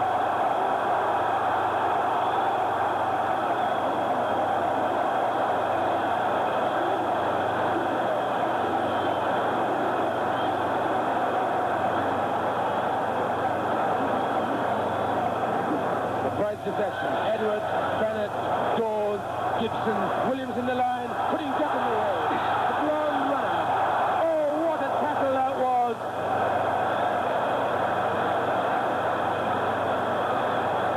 That was a superb tackle by Bob Burgess on David Duckham.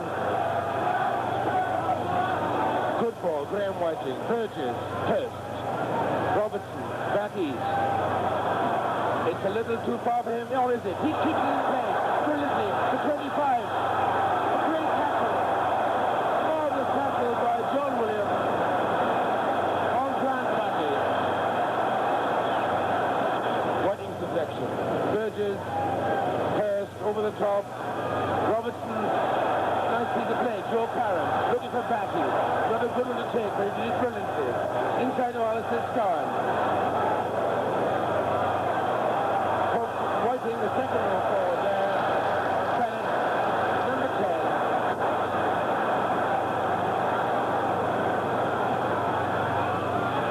Landers in front of this giant new stand at the National Stadium. Going Hurst.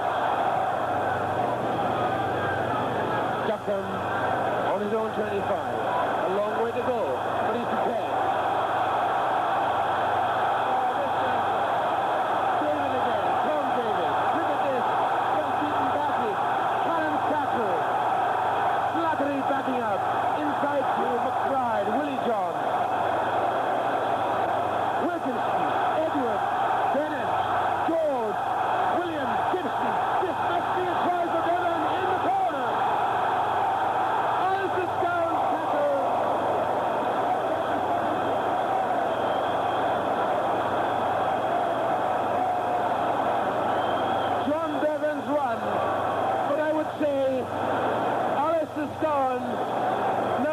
There, he'll never pull off a more vital tackle than that if he plays until he's 100. 4 points to nil, the scoreboard reads. But the game is far better than that score suggests. Going, Harris by pulling. Tom David's kicker. Down tackle. 10 yards now. Edwards, Bennett, Dawes, Gibson. Good tackle on Gibson there by Robertson. Dawes again to Duckham. Beats Batty. Parham and Batty eventually rescuing New Zealand.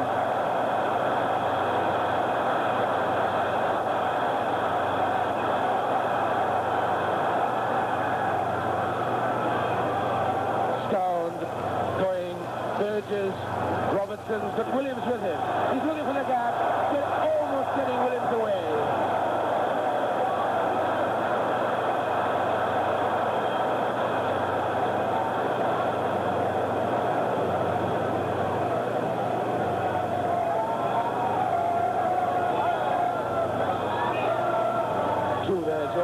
Sandy Carmichael, Scotland with a threat man. McBride jumping at 3.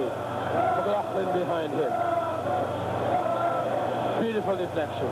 Burgess, Hurst, Robertson, Joey Callum in the line, giving Batty a run from the halfway line.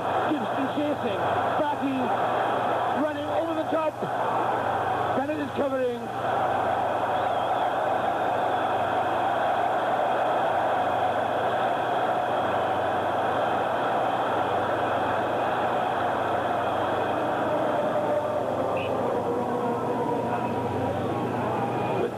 To go. Sid Doing then beating this scrum inside his own 25.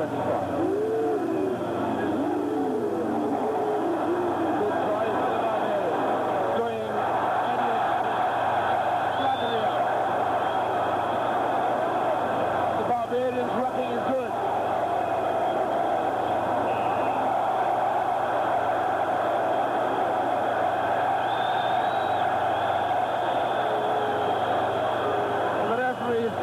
New Zealand there.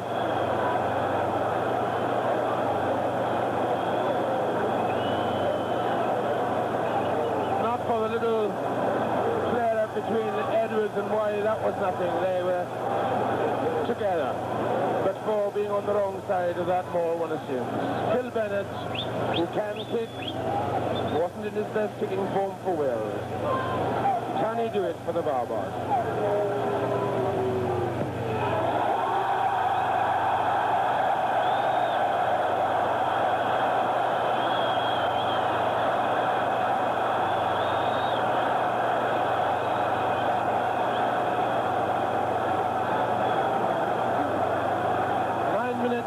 First half to go.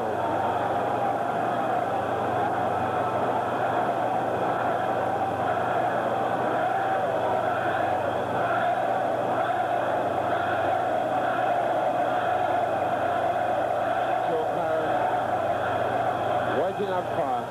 Picked up by McBride. That's Willie John. Kirkpatrick takes him. Edwards.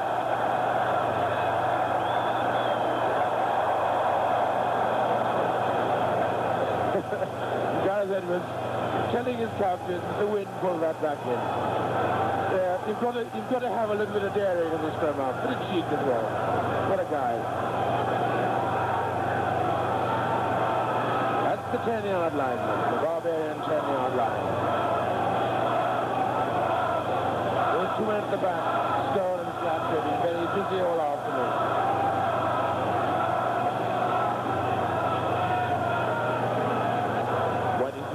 Going, Burgess, Hurst, Joe Curran waiting, took his eye off the ball.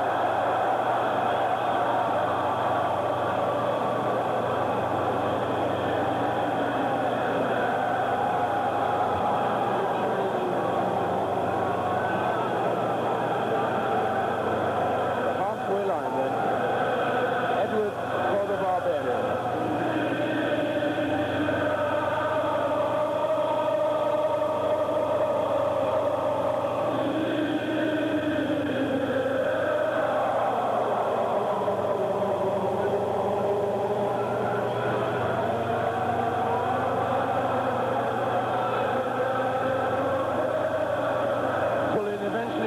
Edwards, Bennett, Gibson, Bennett, Burgess chasing, Stupid, Batty tackle, Slattery in support,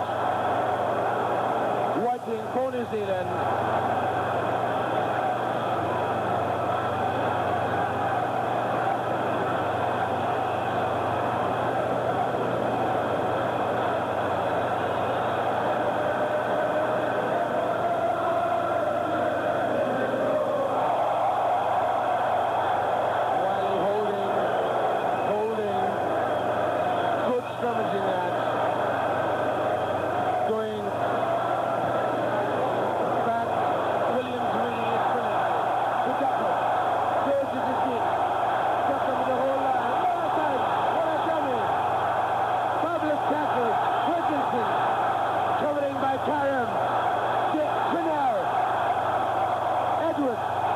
Edwards again, into Quinn, into Slattery, over the top, goal, brilliant! But it was forward. Joe took that ball.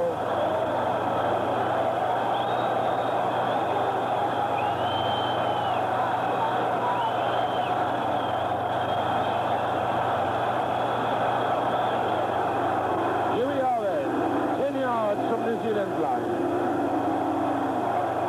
Going harassed by Edwards. Slattery's pick up. And he scores!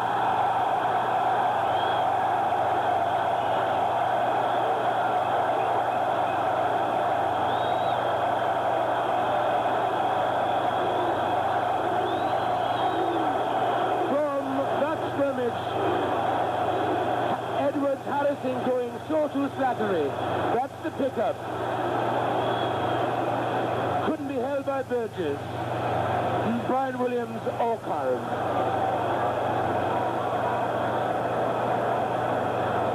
Bill Bennett then from the identical spot he converted a penalty.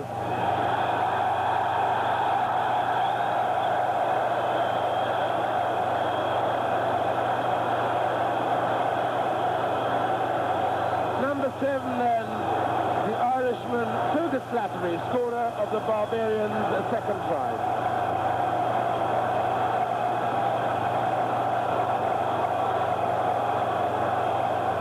Moving towards the half-time whistle.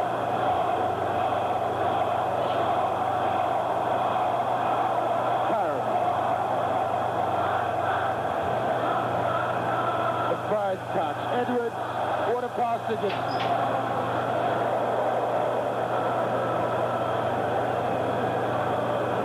The fellow who's carried Irish rugby on his shoulders for many seasons, Mike Gibson, came to life really with lots of those forwards there in New Zealand.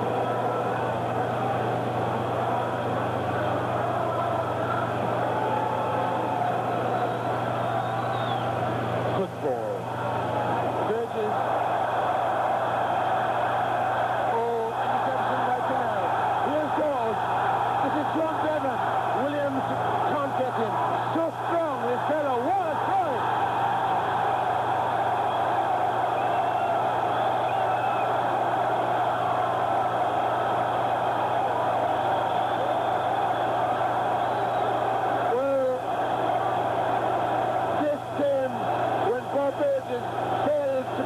An awkward ball. Great tackle that one by Flattery again. Superb pickup. That ball from Dawes, brilliant. But see how strong this man is. He's done this once before to New Zealand in Canterbury. He's done it again.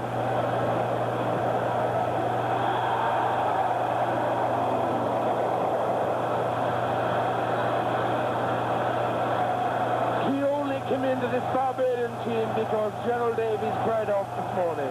Boy, that one moment was worth its strength.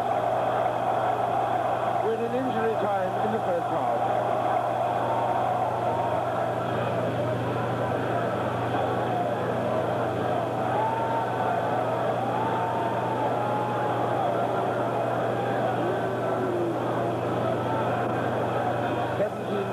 On the board for the Barbarians in this thrilling first half. The stride from the Barbars is good. Edwards on the blind side once again. Strong as enough. Still going. Tom David with him.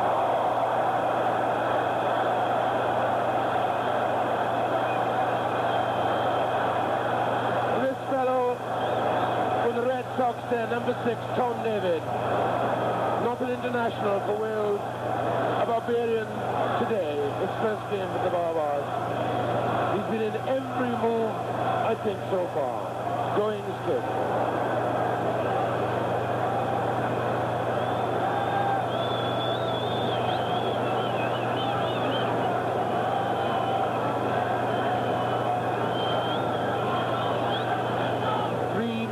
Of time allowed for injury, and this is the first half.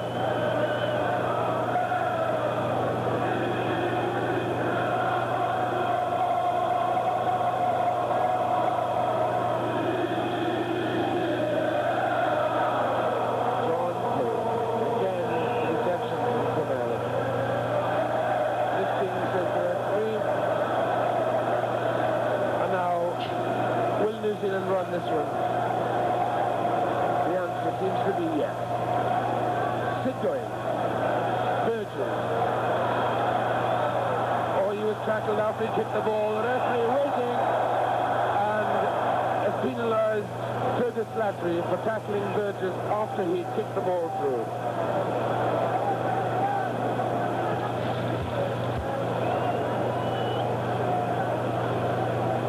New Zealand now desperately need a score as we move into the 4th minute of time allowed for injury. To Going, Whiting. Whiting's got on the other Whiting with it. The pass is too hard. I'll let this down, and that's the half-time whistle.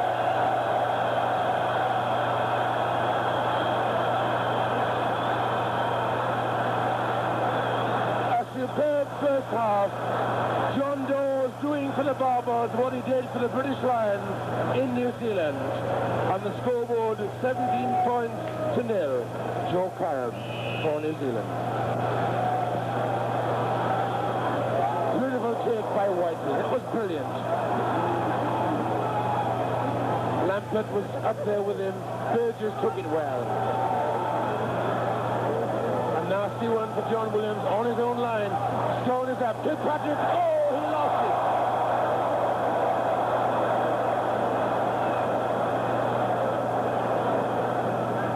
So we're back on the Barbarian 25.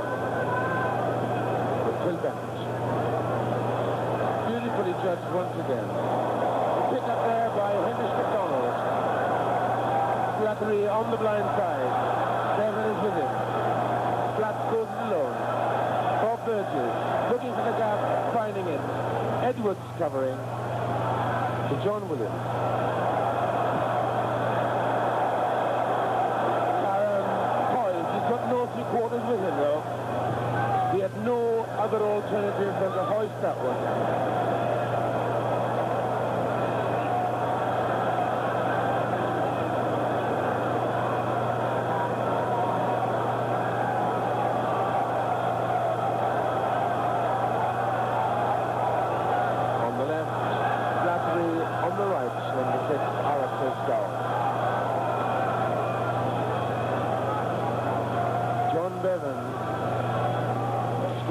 Power try.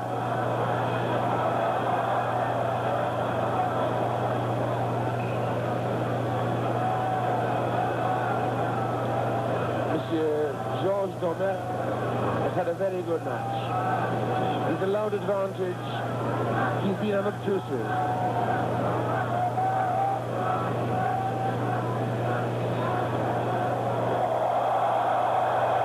Picked up by Kilpatrick. That's him, the big man. Whiting, even bigger. Forward it went. The referee waiting for the advantage. They call for their set scrum.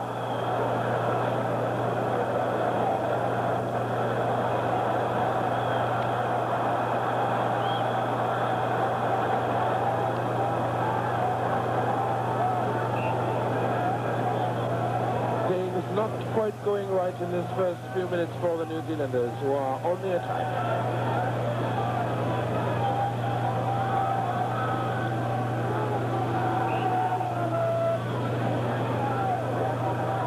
Then. And this time, he gets the treatment from the referee, not in straight. On this, an easy 3 points for New Zealand.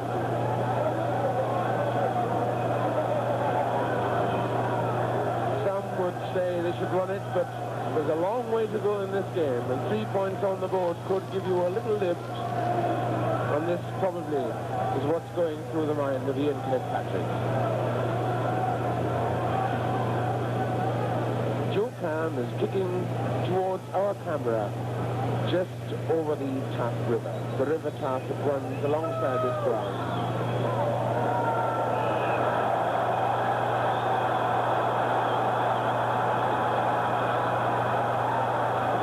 £125 points on tour.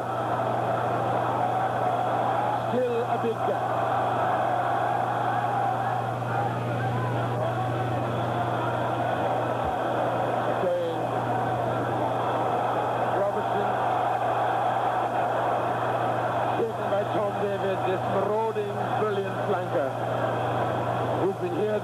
Everywhere. This is where New Zealand like it. Going Harris. Karen. Brian Williams. He's a lovely side stepper. He's got speed too. With his chasing. John Williams. John Williams just getting the tackle in.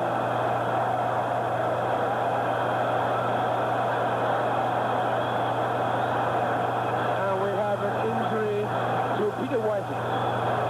That giant lock forward.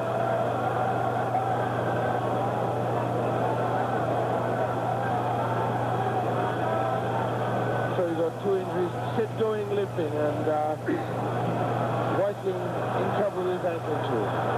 I don't think, looking at the Lions team last year, they played at any stage better than this ever.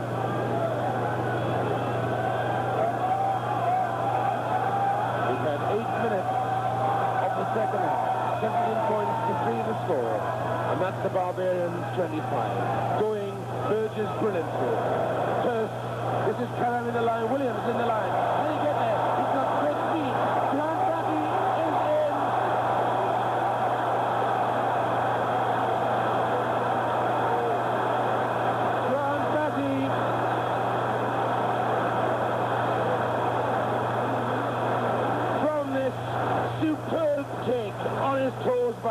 Burgess. Into the line from Robertson came Brian Williams. He stretched his legs. There was Grant Batty at his elbow. Nothing could stop him.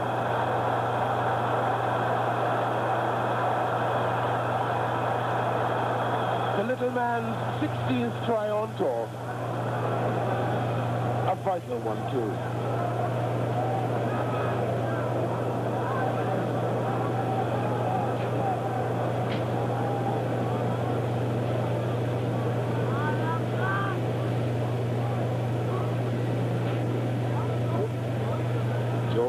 Kick. Well, New Zealand, as he knew, needed that one.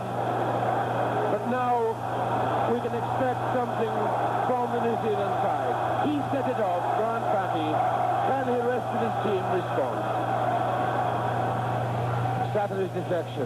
McBride, the big fellow, taken by Kirkpatrick. Going to Burgess. Oh, yes, Hurst. Inside to Scowen, Alistair Scowen. Over the top to Williams, but Bevan is with him. Inside, Hurst once again. Beautiful dummy. And the last man there was Sandy Carmichael, the prop forward.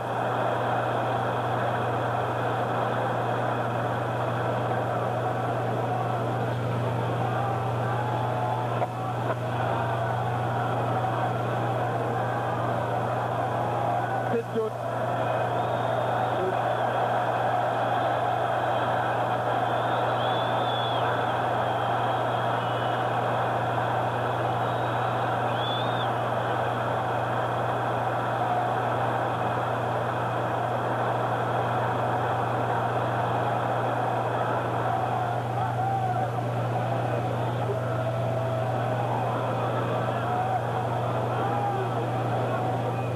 Barbarians looking for a blindside break. David picks up. Hurst is forced to tackle. Slattery backing up. Carmichael knocked forward. Gibson came through there on Lyndon Collins. Edwards, Gibson. Gibson to Dawes. Williams, John. Inside to Dawes. John Dawes. Two dummies. Couldn't get away with a third. Good stuff, though. Well back. Joe Curran, once again. John Williams, his opposite number.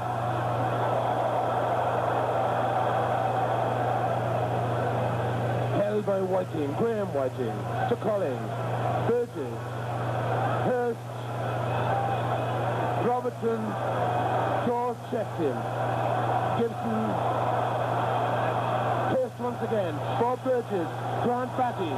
This is a competitor. Tackled after the ball. He is tackled after the ball.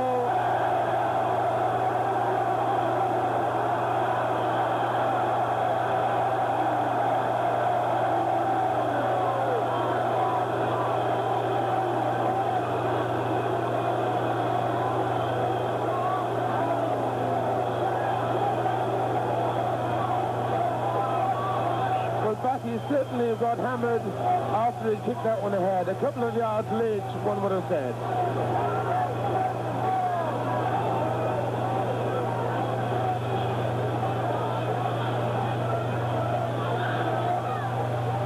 Beautiful from McDonald. Look at that ball to Burgess.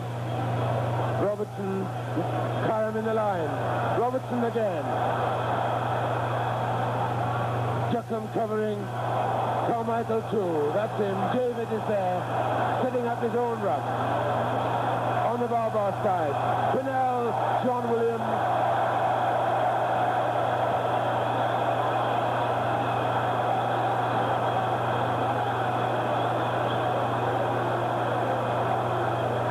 Well, this covering by the Barbarians really is something.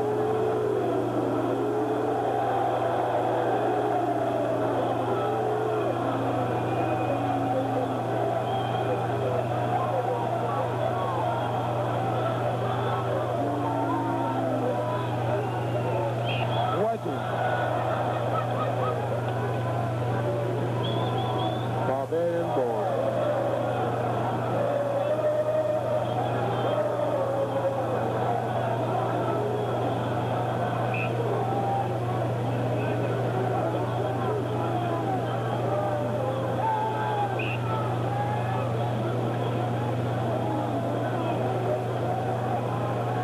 Gareth Edwards with the team leading 17 points to 7.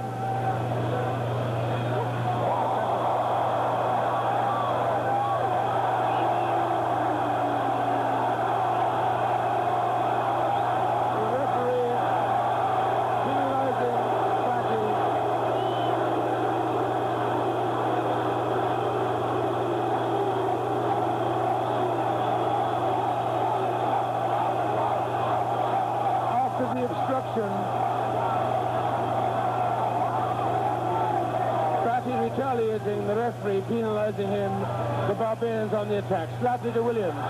John Devon from the halfway line. What a tackle that was. Ian Hurst did well to get back. Callum to Brian Williams. 3 men there. He should have given it. Williams is too safe a player to try and run through. McDonald to Whiting. Front row forward. Ronnie Ehrlich. Covering again. John Pullen for England. England hooker there at the vital moment.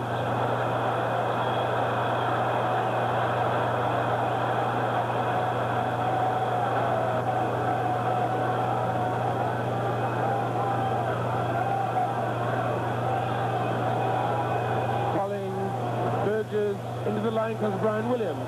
Over the top, should have gone to Williams, so Duckham was in. Ahead for Batty.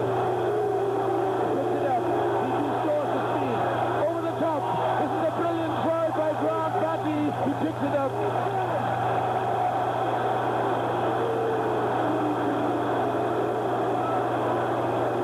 His 70th try.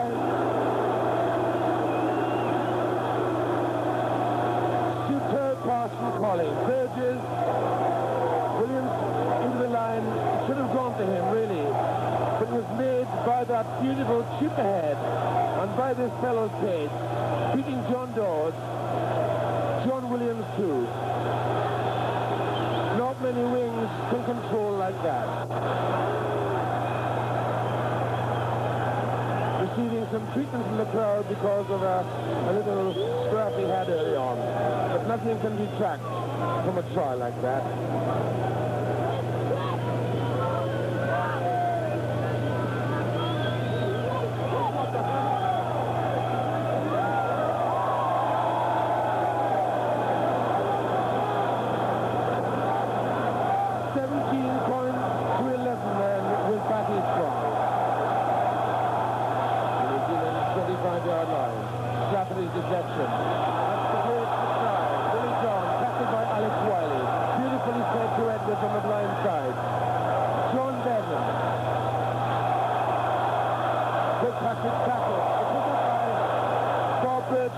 John Williams, the 10-yard line still. Wilkinson for the Barbarians. Edwards, Bennett, George is with him, so too Duckham. Now Gibson's outside Duckham. These two between them have got pace. Kirkpatrick's tackle on Duckham. Batty as well. Carmichael of Scotland. David of Wales. Pullen of England. Slattery of Ireland. Gibson of Ireland. That's his genius. That's now Willie John.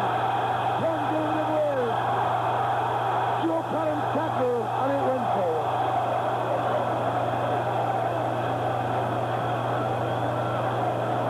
And that by Lindsay Collins, a great piece of play, but Duckham can keep it in. David Duckham. Lambert misses him. Kirkpatrick as well.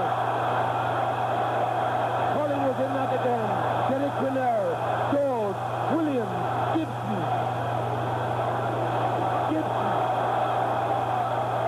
Slattery to John Williams.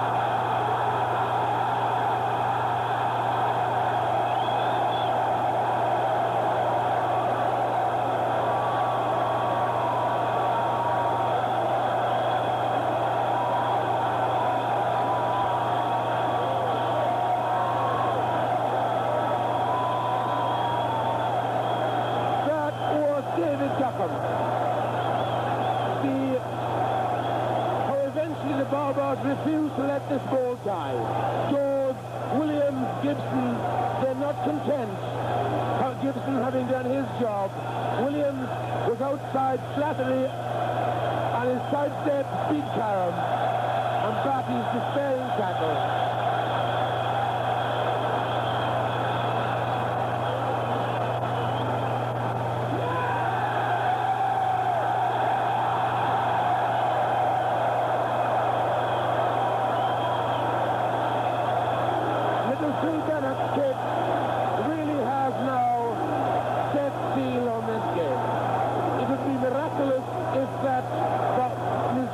side could come back now. That was a shattering blow by John Williams. Whiting deflection. There's his first short climb in the line. Inside to Alistair Stone. Stone got Whiting with him. That's Whiting.